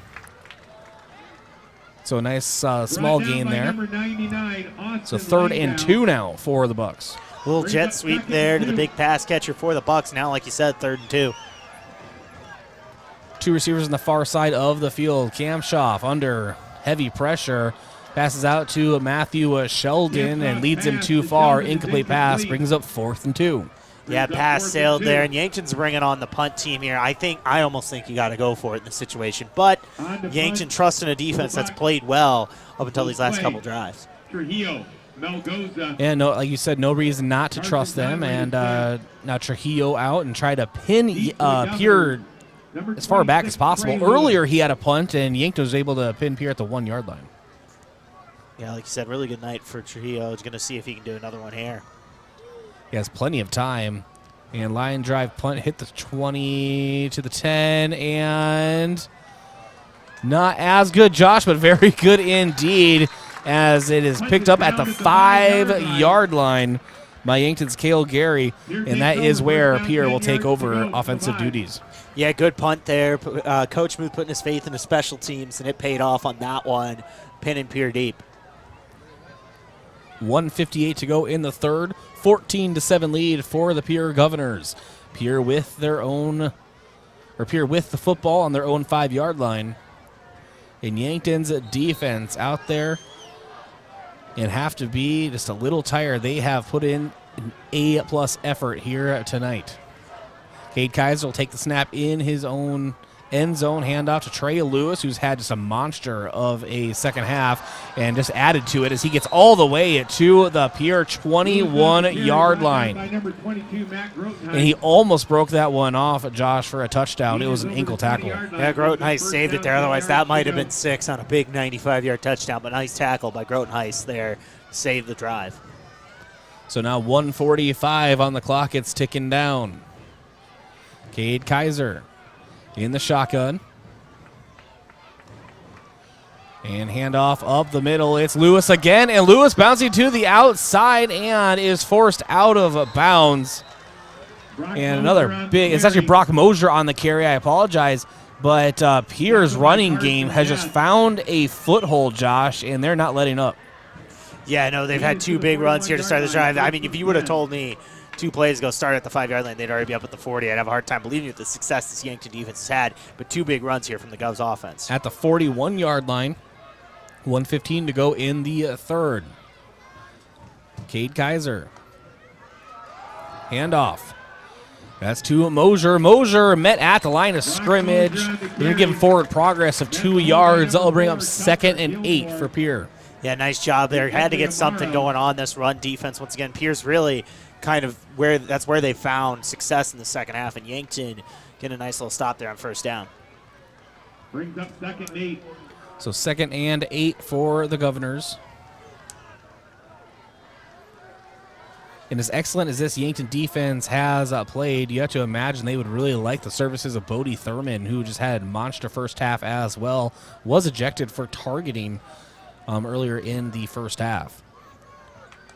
Cade Kaiser takes the snap. It's going to be offsides going on Yankton, and leaves Donald Rounds on the edge. Stepped over. It's going to either be on Rounds or it might even be a false start here. It looked like the tight end on the end there. It jumped. All right, so yeah, they baited Donald Rounds. It's a false start going on Pierre. They'll actually back up the Governors. Yeah, and that's what Yankton needed.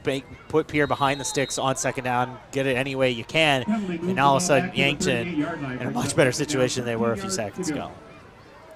So 2nd and 13 for the Governors. 15 seconds to go in the third. Time for one more play. Kaiser. Pass out to Jet Zabel on the near side. He breaks off one tackle, trying to bounce to the outside. He will stiff arms his way past the 40-yard line. Back to the original line of scrimmage, and actually gets out of bounds, so there will be time for yet another play here. It'll be 3rd and 10 for the Governors. Yeah, Yankton with a chance to get here and get a stop here going into the 4th quarter. Jet Zabel is a monster of a human. Yes, he is, and you saw it there on that stiff arm. An impressive play from an impressive athlete. Cade Kaiser and the Pierre offense making a late adjustment here. 6 seconds on the play clock. Empty backfield. Yankton was barely even set. Kaiser looking to pass. Middle of the field. Terwilliger almost brings it in. Nice defensive breakup from Donald Rounds. How about this Yankton defense? Donald Rounds making a big stop there when you needed it. And now Yankton with a chance to get the ball back when we start the 4th quarter. So that is the end of the third. It is time for a quarter break brought to you by Prime Hydration. It's time to rehydrate with Prime Hydration, the perfect combination of flavor and function, changing how you refresh, replenish, and refuel. With 5 awesome flavors and no added sugar, you're getting the taste you want without anything you don't. Prime Hydration, the perfect boost for every endeavor. Back in 1 minute, Yankton Bucks football trailing the Pierre Governors 14-7 here on KYNT, KYNTV. Kids eat free in September at Wahlburgers at Hy-Vee to celebrate National Family Meals Month. That's right, get a free kids meal with the purchase of an adult entree. Kids 12 and under can choose from favorites like a burger and fries, grilled cheese, chicken tenders, and more. Bring the family together. Dine in at Wahlburgers at Hy-Vee and get a free kids meal with the purchase of an adult entree every day in September. Dine in only. Some restrictions apply. See store for details. What's the best beverage to enjoy while rooting on your team? 1919 root beer, of course. 1919 is brewed in small batches with only the finest ingredients, real sugar and real vanilla. The unique recipe and these choice ingredients make 1919 the creamiest, full-bodied draft root beer available. Find it in 12 packs and single-serve cans at grocery, convenience stores, and restaurants. 1919 is alcohol-free and contains no caffeine, making it a beverage of choice at any time for anyone in the family.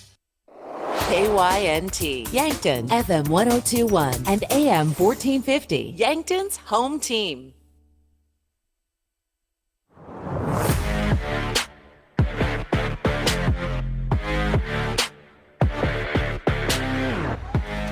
All right, we missed the punt return. Cohen Zarbach brought it to the Yankton 30-yard line, and now Yankton's offense has a handoff up the middle to Matthew Sheldon, and Sheldon gets the hardest-fought 4 yards in history, Josh, for the Yankton Bucks. Every step mattered on that little play there, but that's what you want the Yankton offense that hasn't had a ton of success tonight. Any positive plays you can take, you'll get. Down 7 here going into or at the start of the fourth quarter. Yankton moving right to left on your screen or listening device. Austin Goebel in motion near the far side. It's a handoff up the middle, and Evan Sirk just runs into the line and actually gets blasted backwards. I think he may have just ran into a blocker that got shifted last second. Brings up 3rd and 4 for Yankton. Yeah, but once again moving it forward, like you said, really just kind of a stone wall there up front. But now 3rd and short here for the Bucks. Matthew Sheldon, late movement at the line. Kamshoff looking to pass. Middle of the field to Carson Ness, and Ness able to bring it in. He brings it in at the Pier 45. That's enough for a Yankton Bucks first down. Yeah, and how about Carson Ness? He's had a couple big catches in this game, and another one right there. Moving the sticks. Lucas Kamshoff throwing it on a dime. First down, Bucks. 2 receivers, far side, 1 near. Kamshoff sends Carson Ness in motion, now near to far. Be 3 receivers on the right side. Kamshoff off his back foot, passes forward to Evan Sirk. Evan Sirk has a crease, gets to the 35, to the 30, to the 25, and brought down shy of the 20-yard line and the red zone. The Lightning. Evan Sirk gets really close to getting Yankton into the Midwest Insurance Agency red zone. Yankton's offense has something cooking. And I thought that ball might have been tipped at the line of scrimmage, but Sirk gets it and makes a big play on the screen. Now Kamshoff snapping. We have a flag going down in the secondary.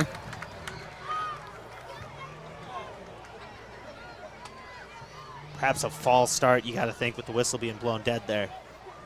I thought June 14th was Flag Day. Yeah, it's been an aggressive game. A lot of penalty flags for sure. And that's actually on the defense, an illegal substitution. That's a free 5 yards for this Buck offense. So Yankton is in the Midwest Insurance Agency red zone. See Travis and Whitney Devine at Midwest Insurance for your farm, home, and auto insurance needs. Call today to set up an appointment. Kamshoff and the Yankton offense have it on the Pier 18. Kamshoff takes the snap. He's looking to pass to the right side and almost brought in the back pylon on the right side. It was a Tucker Gilmore, but nice defense from Spencer Eastland. Yeah, good ball, good defense on that play too. Really was right there. Just like I said, it was even better defense. Now Yankton, though, not in any trouble necessarily. Remember, with that 5-yard penalty, it is 2nd and 5. And now Kamshoff. 2nd and 5. takes the snap in the shotgun. He rolls out to his right. He's under some pressure. Pass out to the corner. It is brought in by Yankton, and that is Austin Goebel, and he brings it in at the 6-yard line is where he is pushed out of bounds, and that is enough to make it 1st and goal for the Bucks. Yeah, Yankton finding something on this drive, kind of sparked by that screen pass. Now, like you said, 1st and goal from the 6-yard line, trying to tie this game up. So 1st and goal, ball on the 6. Hand out to Evan Sirk. Sirk is spun down at the 5, so a gain of a yard on the play. 2nd and goal. Yeah, not much there on that one for Sirk. Nothing really, like you said, now 2nd and goal.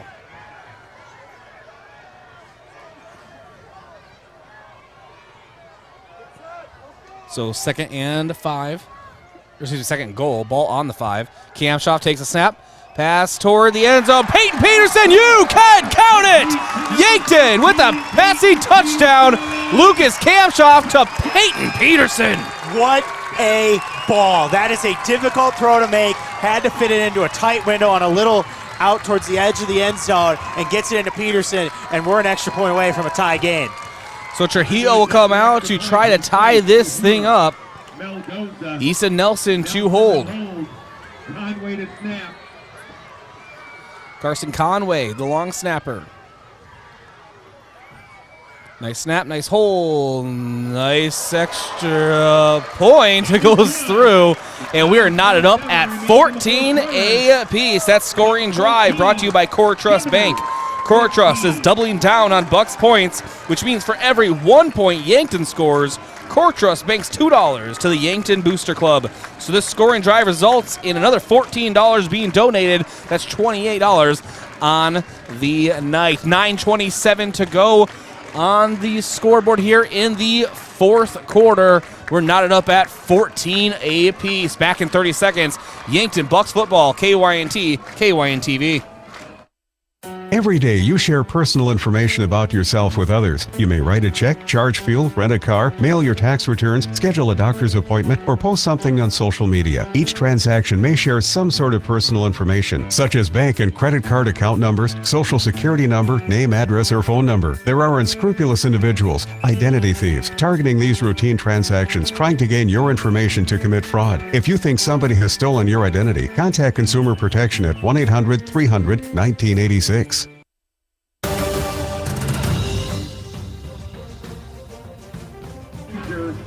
And so it'll be Pierre to kick off. What a drive for Yankton. Yeah, really a nice drive there from the Bucks. Got sparked by that screen pass to Sirk and really got things going. And the Bucks able to tie this one up. 14-14 all, 9:27 to play. Number 1 versus number 2 in Class 11 AA. Bryce, where else would you rather be on a Friday night? Yeah, this is the place to be right now in all the state. This is we mentioned it a few times already, it's a huge heavyweight matchup between 2 of the top teams in Class 11 AA, and it'll be Trujillo to kick off to up here, see if they can answer, as they are the defending state champs. It wouldn't surprise me as a big return up the middle for the Governors. And some extracurriculars going on as well after, but Pierre will take over on their own. Where are they marking this?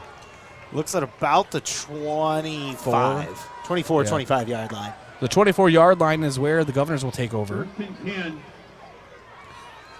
4th quarter brought to you by MT&RC Smith Insurance, an independent insurance agency offering you a variety of products for your individual, family, and business needs. And Vision Care Associates, where the health of your eyes comes first. And it's a handoff Trey Lewis, who's had a huge second half and just continues on here as he carries the entire Yankton Bucks linebacking crew, an additional 5 yards for a Governor first down. That was sheer will, honestly. There was not a hole in there for the pack, but he's able to carry a couple of Yankton defenders and get a first down for the Govs. 9 minutes to go. Cade Kaiser. Single back set, handoff out the left side. Trey Lewis spins off one defender and is slowed down with just a 2-yard gain, but always positive yards with Trey Lewis. Yeah, always positive, but nice job there by the Yankton defense, slowing him down on that one. So Lucas Cordell and Donald Rounds with the tackle. And how big is this game, Bryce? I mean, just like I said, 1 versus 2. And handoff going out to the right side now. I believe that's Lewis again. And, no, that's Brock Mosier, and he has plenty of room. He gets into Yankton territory at the Yankton 35 and is brought down at the Yankton around the 20-yard line. But we do have a flag going on in the backfield. Thank you, Josh. Hey, I get invested watching the ball. I like how you just try to track me down. Yeah, and it looks like this is going to go back to about the original line of scrimmages. There was a hold as that play started to break through. It looked like it was one of the receivers there for Pierre. And judging by the Pierre players' reaction, it's definitely on the Governors. And so, yeah, holding going on Pierre. I didn't see where it was. Despite the hold, Brock Mosier showing he is a huge threat as well for this Pierre run game. Yeah, he is, and he really broke it there on the outside, and it still ended up being a positive in a sense for Pierre. Instead of 2nd and 7 or 2nd and 8, they'll have 2nd and 5 here with the holding being a spot penalty.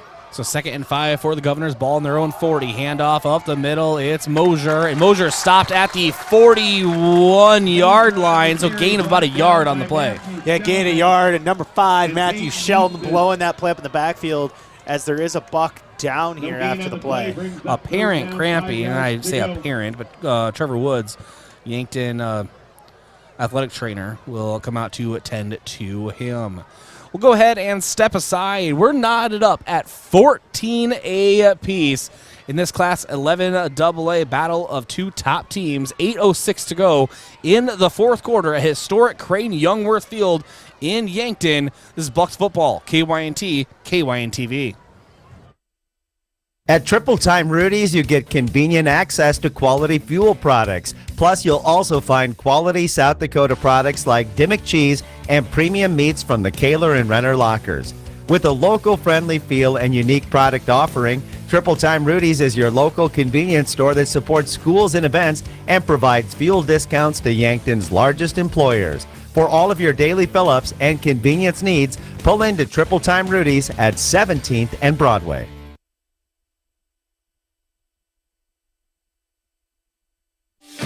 Tuxedo is proud to have been part of the Yankton community since its start in 2000. One of the things I love most is that they believe in promoting from within. I've been given many opportunities to advance. Tuxedo has an extensive variety of benefits available to their employees. The work environment at Tuxedo is extremely positive. We are looking for you to join our production team. Visit www.tuxedo.com/careers to apply.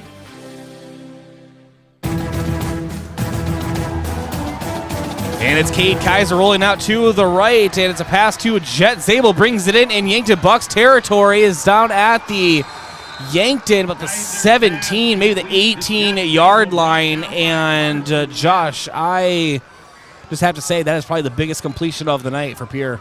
Yeah, that was a big play, just rolling it out, get it to Zabel for a big gain, and now they're inside the red zone at about the 18-yard line.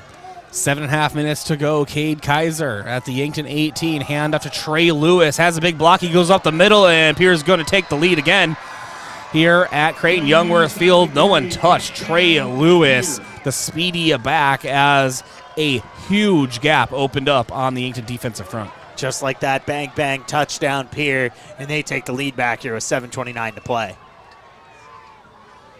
And so the extra point forthcoming. On to attempt the extra point, Ryan Berry. Kaiser to hold. So Ryan Berry to kick the extra point.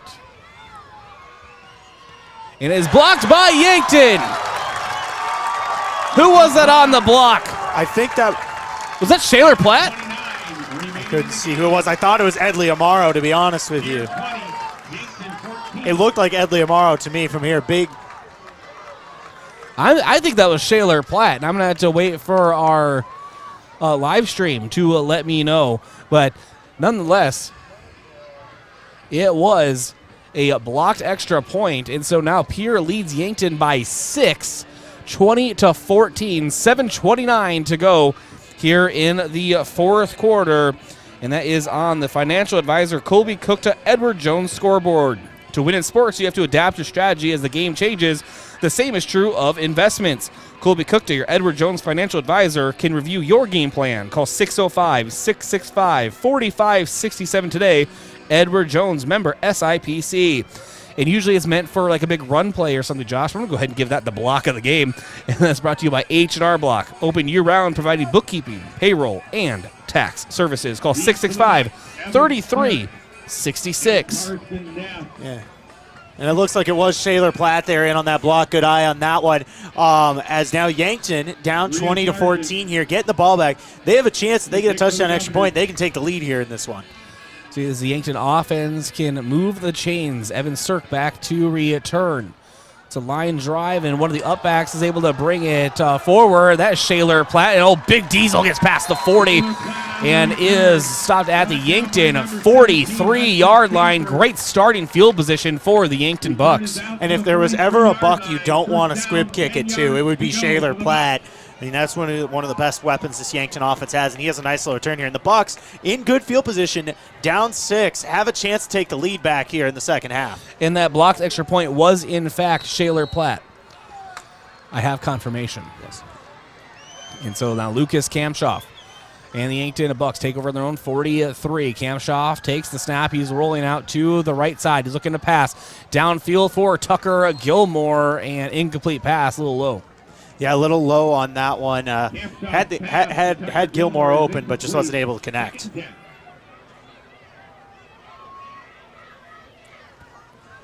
And 7:16 now on the clock.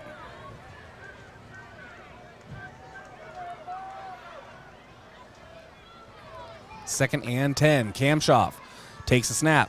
Pitch option. He will not utilize it. He'll keep it himself. Nice spin move and gets near the 50-yard line. He stopped at the Yankton 48.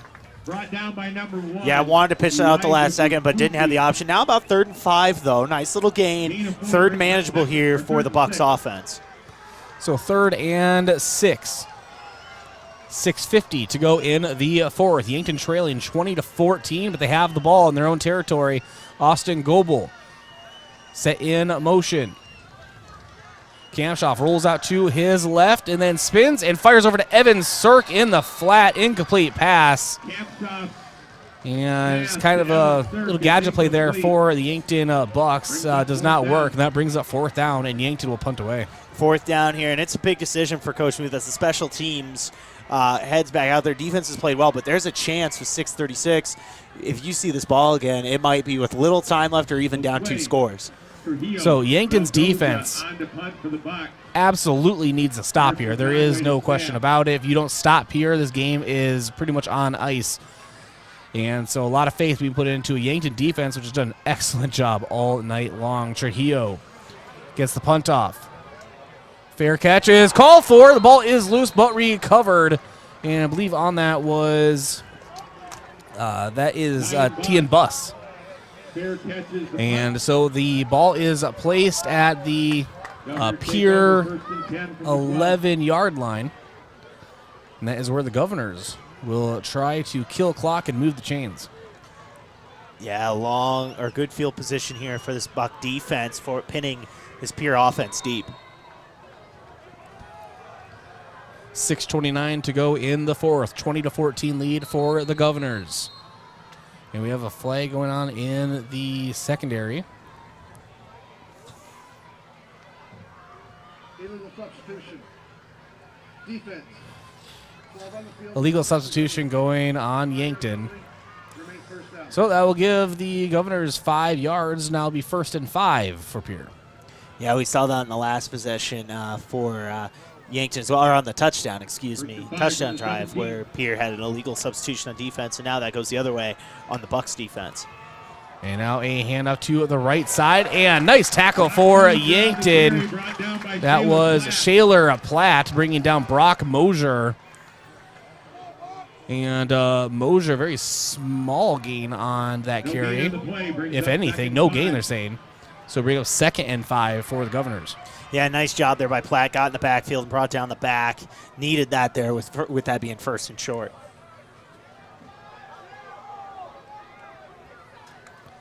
And now the handoff for Pierre over to the left side of the right hash marks as Trey Lewis gets past the first down marker as he's done all night long and gives the Governors a fresh set of downs. Yeah, nice run there by Lewis, getting 5 yards, fresh set of downs, like you said. And their goal right here, they're not even maybe, if they can get points, they will, but they're trying to run that clock.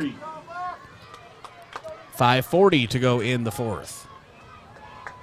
Yankton's defense confused up front, and actually may have paid off for them as they were able to watch the runner come toward the line of scrimmage. A big hit is laid into a Trey Lewis right at the line of scrimmage.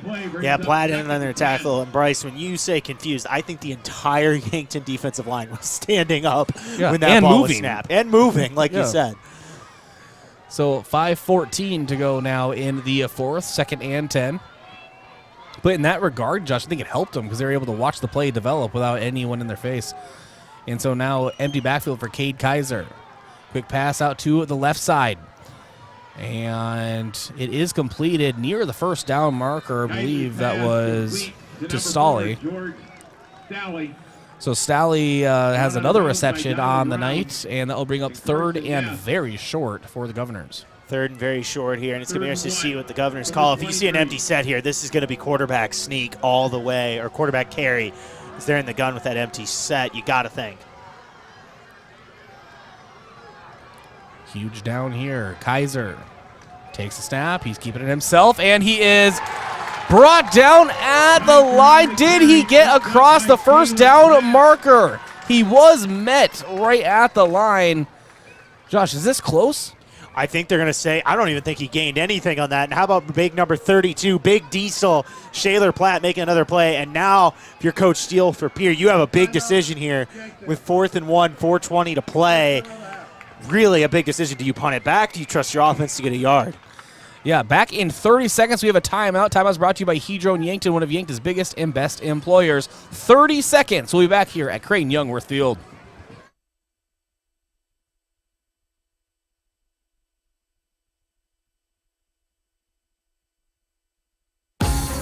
The other day, a gal came into the UPS store to drop off a package. On her way out, she noticed the print sample wall and asked if we could print invitations. The answer was, yes, we can.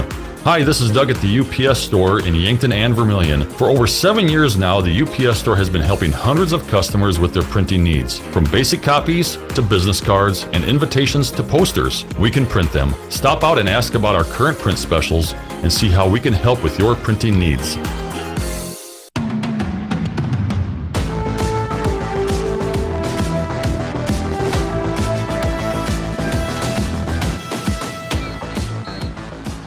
So 4th and 1 for the Pierre Governors. Ball on their own 32-yard line, leading Yankton 20-14. 4:20 to go in the fourth. Yankton has 2 timeouts remaining.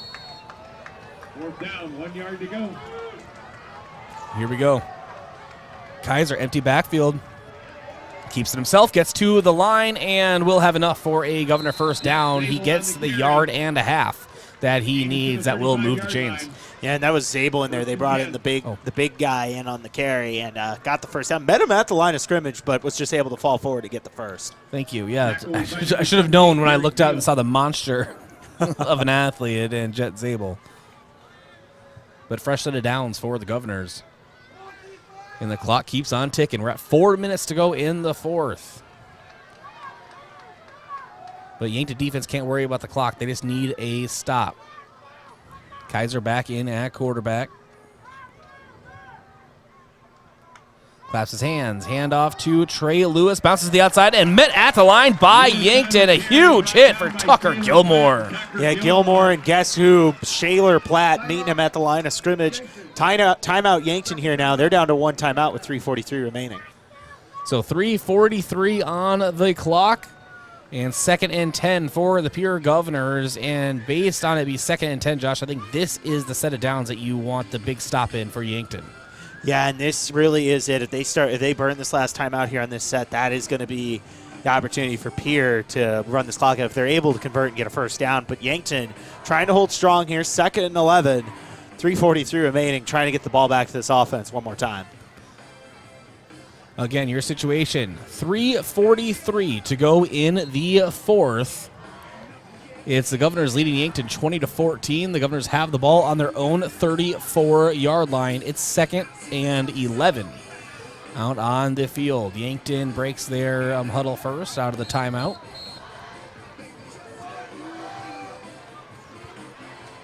And Kate Kaiser and the Governor offense coming back out. This game has not disappointed. No, this has lived up to the 1 versus 2. Kaiser rolls off to the left side. Pass downfield to Zabel. It's picked off by Yankton! Or is it? Incomplete pass!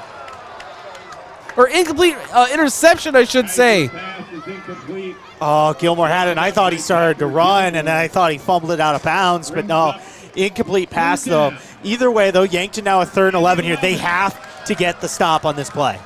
Yeah, they can't think about that play. That is for later, but a big pass breakup by Tucker Gilmore at the very least. But, man, I thought the Tides have turned there.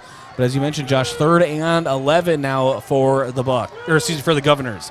And now Kaiser back to a pass under some pressure, pass to the middle of the field, and it's a open George Stalley who gets to the 10, to the 5, and toward the pylon. That is a Governor touchdown, and that is a heartbreaker for the Yankton Bucks. They'd been looking for that post route all night long, and they fell short on it a couple times in the first half specifically, and they're able to hit it there for the big touchdown and probably putting this game on ice. Yeah, Yankton's going to need a small miracle here in the closing minutes of the 4th. Never say never, but what a touchdown for the Pierre Governors. Kaiser to hold. And the extra point is good. It's a 27-14 lead for the Pierre Governors. And we'll be back in 1 minute. Yankton Bucks football, KYNT, KYNTV. Is it the competition that keeps bringing you back? The long-standing rivalries? Or is it seeing friends again and cheering on your favorite team? At First Dakota, we're here for it all. We appreciate the fans, the players, the coaches and officials, the concessions crew. The shared community experience is part of what makes life here great, and we're here for it. See you at the game. First Dakota National Bank, member FDIC. Oh, Sheboygan, I just can't get you off my mind. It's tailgate season, so stock up the cooler and fire up the grill. Then load that grill with Sheboygan brats, natural casing wieners, and summer sausage. Make sure Sheboygans are a part of your tailgater. Produced with pride at American Food Groups in Yankton. The way it tastes is simply divine. I got Sheboygan on my mind. Sheboygan.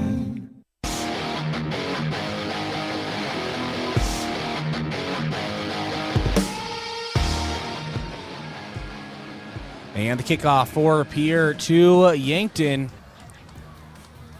is brought in at the 30 by one of the blocking backs. And that was Talon Kenny. So 3:21 to go in the 4th. Yankton needs a huge play, and they need it in the next few plays, as they're trailing the Governors 27-14 with just one timeout in their arsenal. Yeah, that was really tough there on that post route. Really might have put the Bucks honestly in a tough position here. Not completely out of it, but need to score quick. Now Kamshoff in the shotgun. Has some good protection. He's looking downfield. And it is a pass to Cohen Zarbach. Turns upfield. He is into Pierre territory at the Pierre 48. Yankton going hurry-up offense. Need to move here if you're this Buck offense. Nice gain there on first down, but got to keep going. Yeah, probably need to move a little faster yet, as there's still communication going on with the sideline as Peyton Peterson trying to look at his play band. And Cohen Zarbach now in motion. Tucker Gilmore. Everyone's adjusting at the line as the clock keeps on ticking. And now Kamshoff gets the snap. Pass out to Zarbach, and that's too tall as he's leveled out of bounds. And that will at least stop the clock. And it's 2:48 to go in the 4th, 2nd and 10 for the Bucks. Yeah, 2nd and 10 here now. That's not the worst thing in the world. It's incomplete. You'd rather have that than get caught in bounds short of the sticks. So Yankton here, though, needing to score quick. 2 receivers left, 1 right. Kamshoff looking downfield for Goebel. Goebel has it off his right hand, a little to his right, about the Pierre 25-yard line. Incomplete pass brings up 3rd and 10 now for Yankton. And we do have a flag out in the field. Penalty flag on the play. You got to think that's in the area of holding as this Buck offense is backing up just a little bit. So that hurts Yankton a little more.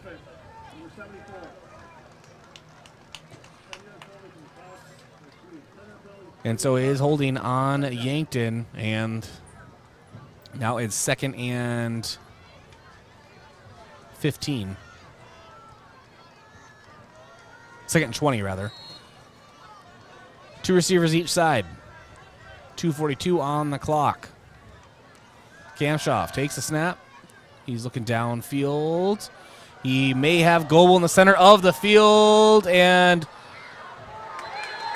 we do have a pass interference as we get coming on up here. It's actually Tucker Gilmore. It may have been the intended target on the right hash marks at about the 15-yard line, Josh.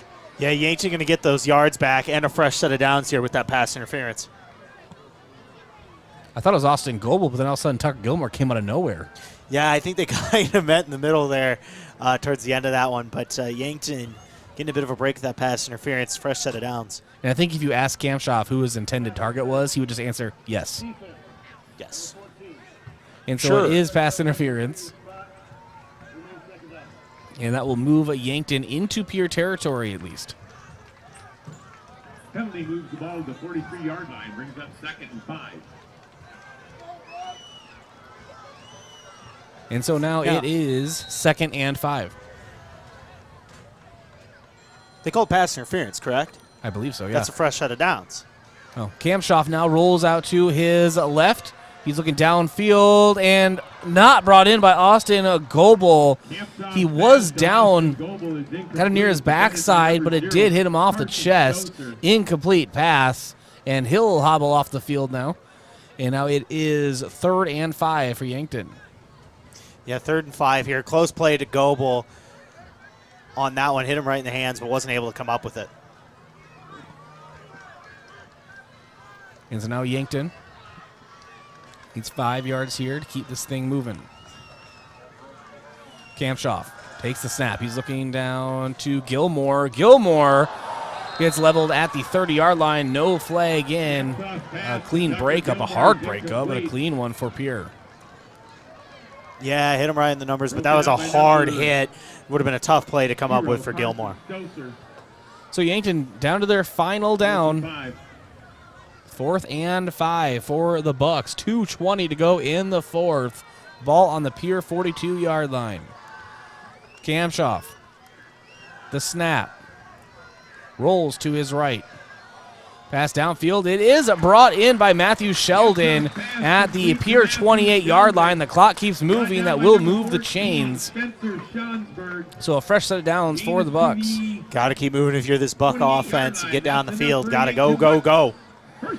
There seems to be a lot of checking the play bands and with the check with knees on the sideline here.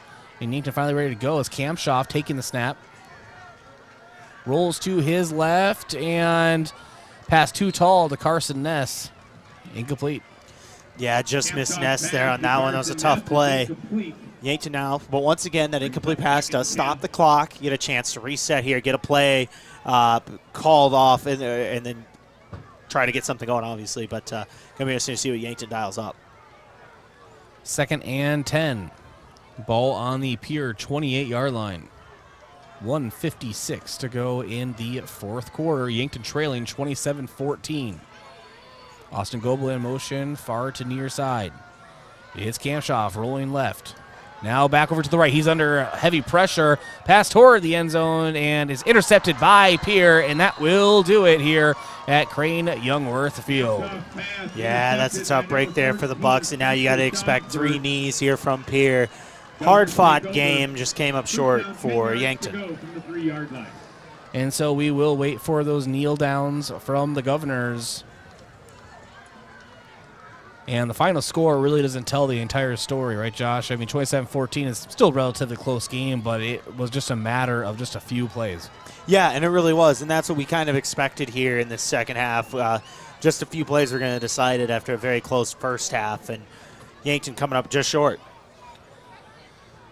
And so Cade Kaiser, actually not a kneel down because they're going to need to get out of this area here. Is a handoff, and that will get Pierre into the territory they need. It's Trey Lewis blasting his way into about the 7-yard line.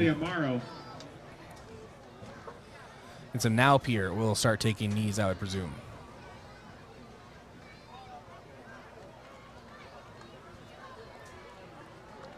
As the clock keeps ticking, and Pierre will set here for a short while, 13 seconds on the play clock.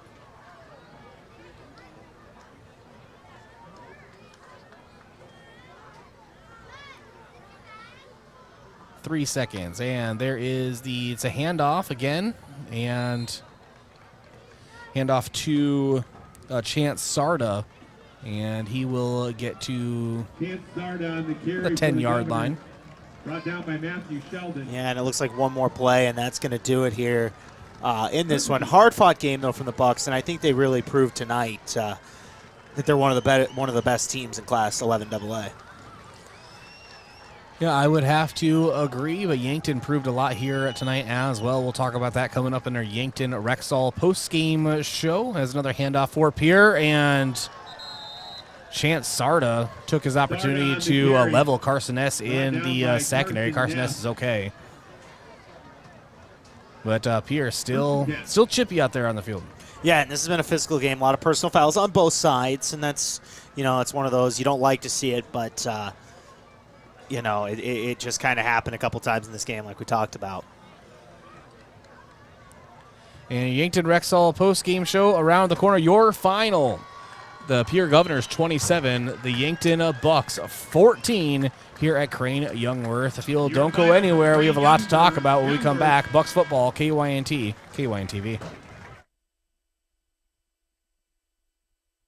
Yankton Medical Clinic is pleased to announce the addition of geriatric specialist Dr. Jennifer Philhouse to their team. Dr. Philhouse will help patients as they age and need an expert who understands the aging process. She uses the John A. Hartford Foundation 4M's framework in her practice. What matters? Medication, mentation, and mobility. If you or a loved one have reached the age where you need expert care, schedule your appointment with her today. Dr. Jennifer Philhouse. Just one more way Yankton Medical Clinic provides so much care, so close to home. So, you need a new vehicle. What's the best vehicle for you? Where do you get financing? What's your trade worth? Answer all these questions and more at BillionAuto.com. You can compare 16 new car brands and thousands of used vehicles, all in the palm of your hand at BillionAuto.com. Plus, estimate the trade value of your vehicle in 2 easy steps. It's car buying made easy. Apply for credit pre-approval at BillionAuto.com. All applications accepted, not all approved. FNBO is the great big small bank. And for more than 165 years, we've been with you where you are. A bank that's ready for all your needs, both big and small. Here to help you earn more, save more, so you can do more every step of the way. It's what you can expect from the great big small bank. FNBO, independent and family owned for 6 generations. And ever so focused on you. Stop on by or visit us at fnbo.com, member FDIC. Hello, here's to welcoming moments, big and small, embracing the unexpected, savoring life. At Avera, our nationally recognized health system will be right here with you, ready for anything. We listen to your goals and help you achieve them with care and coverage. We'll move you forward through sickness and health and every milestone in between. Avera, moving health forward. Learn more at avera.org/forward. Football season is here, and you know what that means. Checkers is open every day of the week. That's right. You can get Checkers delicious wings daily and catch all of the football action. Every Monday night, enjoy $6 cheeseburgers and fries, So grab your friends, bring the family, and head on down to Checkers. Open every day of the week. Checkers Sports Bar and Grill on Walnut, just north of 4th Street in Yankton. For work or play, JJ Benji's has got you covered. JJ Benji's can help your company or business with the right look for employees. Logoed clothing for casual Fridays, new employees, or daily wear. The latest styles and materials. Give your team the look you want. Speaking of team, if you watch the Bucks, Gazelles, or Lancers play, JJ Benji's is filled with a variety of gear in stock. For fans from infants to grandparents. JJ Benji's, 201 Pine Street, Yankton. For work or play, let JJ Benji's make you look good. When I'm looking for inspiration, I find it playing ukulele. Music inspires me to be bold and self-expressive. It teaches me how to turn life experiences into art and find new ways to connect with those around me. How do you show your imaginative side? Schedule your campus visit to Mount Marty University at showyourspiritmmu.com. Introducing the perfect match for your Yankton High School sports nights. Ben's Brewing Downtown and KYNTV. Whether it's a hard spike, exciting goal, or the biggest Friday night matchup, we're here to amplify your spirits and bring the video streaming excitement to you. Gather your friends and family, tune into the action, and savor every moment with the area's biggest Yankton sports fans. Ben's Brewing Downtown is your sideline seat to unforgettable high school sports moments. If KYNTV is streaming it, it's on at Ben's Brewing Downtown.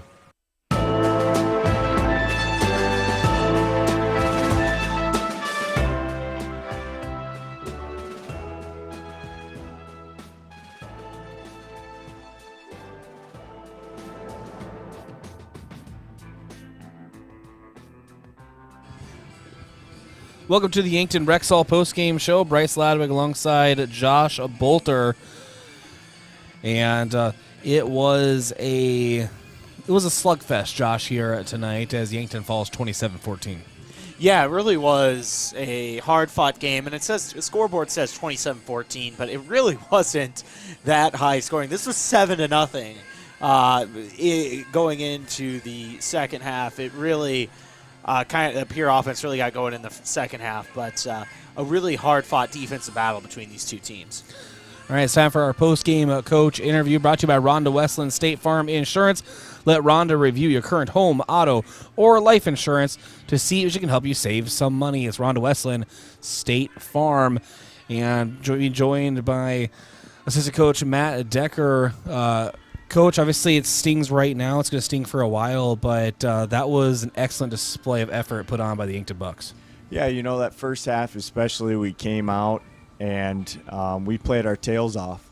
I think for the whole game, this is we can learn a lesson from this game with a lot of different things. And we're going to watch film tomorrow, and we're going to learn a lot of lessons on all sides of the ball from this game. So it's good confidence knowing we can play with Pierre and staying competitive with them, and we can take it to win. But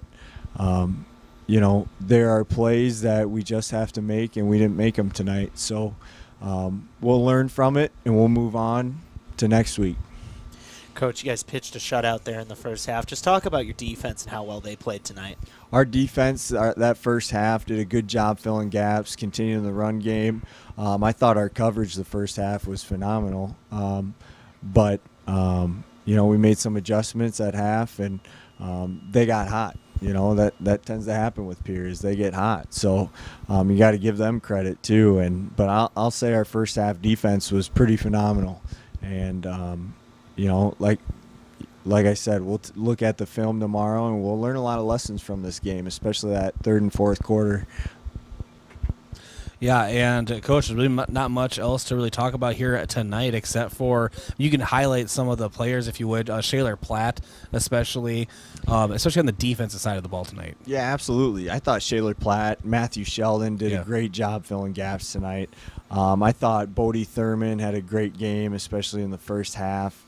That kid has a great attitude and just a great spirit. He is a Yankton Buck for sure. But Tucker Gilmore, Carson Ness did a great job. Our defensive lineman, Derek Beal, was in there all night at nose guard just filling, and he was working his tail off. And Wavernick was subbing in, and we had our D-line was getting their work in tonight. But we know what it takes, and that's what it takes to win that football game. And these guys are going to learn a lot, and we're excited to see them down the road in the playoffs. And, Coach, on offense, there were a couple go routes or shot plays where you guys had it there but weren't able to convert them. Was that kind of the game plan coming into tonight to test that Pierre defense deep down the field? Well, I'll say this, that we told our guys coming in that if there was an opportunity where it was you versus them, one-on-one, it was going to be a 50-50 ball, then we had to make those plays, and we had to step up and man up and catch the football. And sometimes we did that tonight. In the second half, Carson Ness had a great play. Tucker Gilmore in the first half has had a great play, and Lucas tends to find them. But, it's one thing where, sometimes we don't make those plays, and that's what we got to fix. We got to fix those 50-50 balls to be more of our percentage than theirs. Coach, will I see you tomorrow morning in the Coach's Corner? Absolutely. All right, we'll talk in more detail there. Go be with your team. Thanks for joining us. Thank you, guys. That was Coach Matt Decker joining us. We'll take a short break, come back here in the Yankton Rexall postgame show. Olson Pest Technicians is a family-owned business since 1966, and with over 50 years of pest management, they understand your issues, and their well-trained team will help you solve your pest problems. Issues with cockroaches, ants, bedbugs, bats, termites, spiders, rats, mice, or other creepy crawling pests? Give your home a fresh start and use the proven method of fumigation to take care of your pest problem. Olson's Pest Technicians will thoroughly get rid of pests so you can rest easy again. Call Olson Pest today, 800-KILL-BUG. That's 1-800-KILBUGS. Shop Easy wishes all area student athletes the best of luck this sports season. Shop Easy offers everything you need for driving to the game. Hot and cold food and drinks, in-store specials, Cenex gas and diesel, and easy parking. Shop Easy is owned and operated by the Santee Sioux Nation and is open from 6 a.m. to 1 a.m. for your convenience. Make positive memories with your family and friends this school year, beginning with a stop at Shop Easy, just south of the Discovery Bridge on Highway 81, a proud supporter of all area students and athletes. When you need to be sure, make it Sureco. For over 40 years, Sureco has been revolutionizing the tarping industry. From the original Sherlock side-to-side roll tarp to the 4500 series electric tarp to the ProTrap electric hoppers, Sureco has been exceeding the needs of farms and fleets across the U.S. and beyond. When only the best will do, give us a call at 1-800-474-8756 or find us online at Sureco.com. Make it Sureco.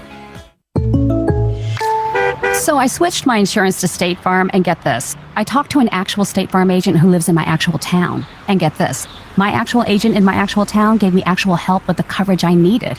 And get this. My actual agent in my actual town who gave me actual help actually knows my name. And get this. They actually say it's called service. Call State Farm agent Rhonda Westland at 665-4411. Have aches and pains taken you out of your game? At First Chiropractic Centers, we have been helping people get back into their game for nearly 40 years. Whether your game is sports related, or it looks more like gardening, household chores, exercising, or just daily life, if your pain is preventing you from enjoying or participating in your chosen activity, we can help. With offices in Yankton, Scotland, Hardington, Tyndall, and Wagner. First Chiropractic Centers, making life better, one adjustment at a time.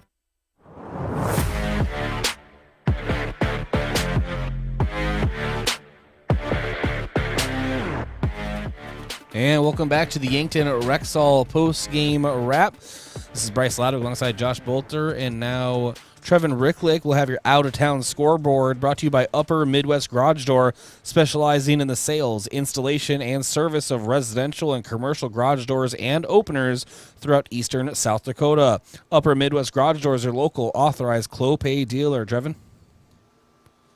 Hi, and in 11AA action, we have T area taking on Douglas NT. The final score from that game is 66-8 as T area wins over Douglas. In Watertown, with Watertown facing Sioux Falls, Washington, Watertown defeats Sioux Falls, Washington 41-27. And Spearfish with Spearfish taking on Brookings. Spearfish defeats Brookings 31-0. And in Huron, in a close match between Huron versus Sturgis Brown, both teams with points. The Huron Tigers beat Sturgis Brown 14-10. All right, thank you, Trevin. That was Trevin Ricklick with our out-of-town scoreboard. Let's jump right into your stat recap brought to you by Mayor Signs. If it's time to review the look of your business's signage, let Mayor Signs help. They offer all types of signs, including lit, non-lit, digital, and much more. Contact Mayor Signs today on 4th and Broadway in Yankton. Josh Boelter. Yeah, let's go ahead and take a look at the stats, starting with the hometown Bucks. Lucas Kampshoff on the night, 14 for 37, 248 yards, 2 touchdowns, and a pick at the end of the game.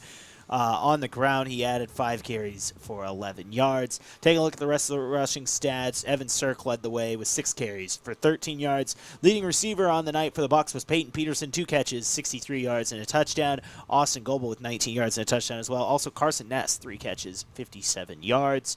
And Tucker Gilmore with 2 catches, 46 yards. On the defensive side, Bodie Thurman with that interception setting up the Bucks with a touchdown early in the first half. And Edley Amara with a big sack as well.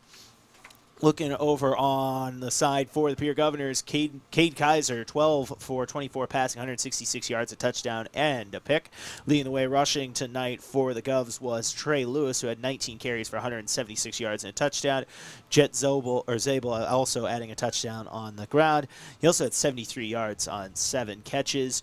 And looking on the defensive side for the Govs, Lucas Chamberlain with a sack, Emmett Anderson with a sack, as well as Carson Stouser with a fumble recovery on the night.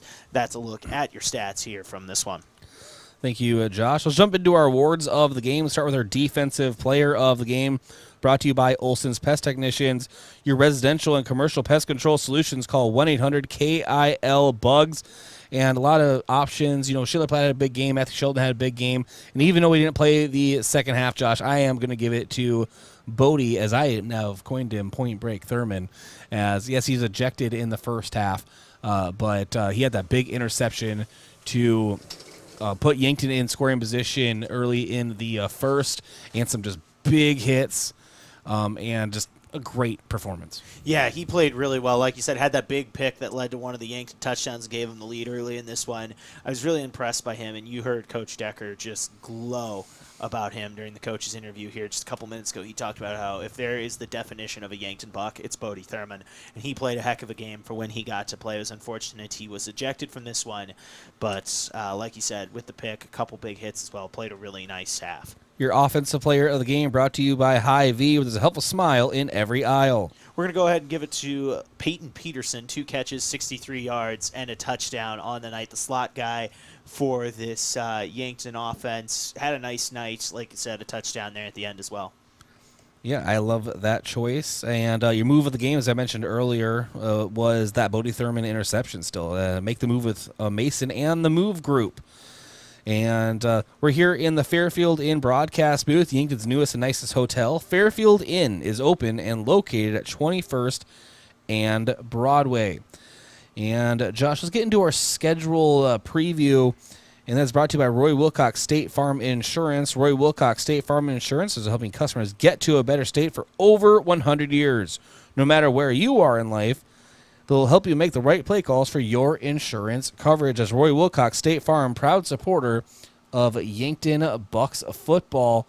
And Josh, why don't you go ahead and tell us what is next? I don't think the road gets any easier for the Yankton Bucks. No, they're back on the road up against T area, and it's a big game. I think we saw it tonight, and with T handling business at home this week, these are going to be 2 teams that are going to be around at the end of this thing, or towards the end of this thing, in Class 11 AA. So it's going to be interesting to see what happens there. 2 of the top teams in Class 11 AA going at it next week up at T. So another heavyweight matchup for the Yankton Bucks next week. We'll be there. KYNTV pregame at 6 o'clock from Sioux Falls. T. You see what I did there, Josh. And we'll be there covering that game as well. Hopefully you can join us. And I guess I just want to wrap things up here from the Fairfield in broadcast booth. Josh, final thoughts on tonight's matchup?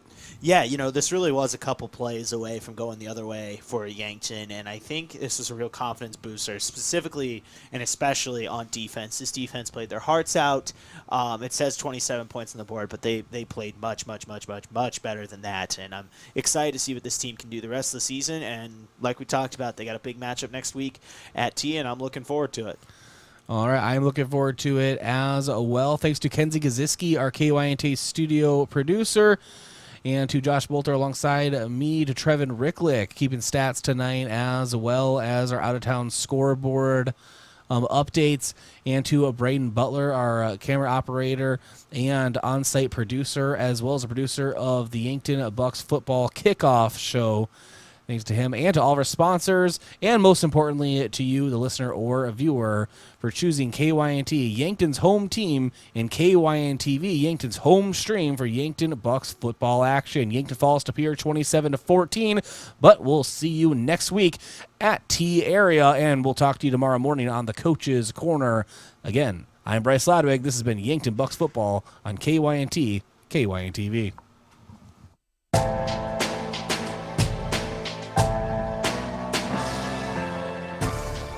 Thank you for listening to Yankton Athletics on KYNT, a Riverfront sports property, and Yankton's home team. Remember, KYNT is your home for Yankton High School athletics.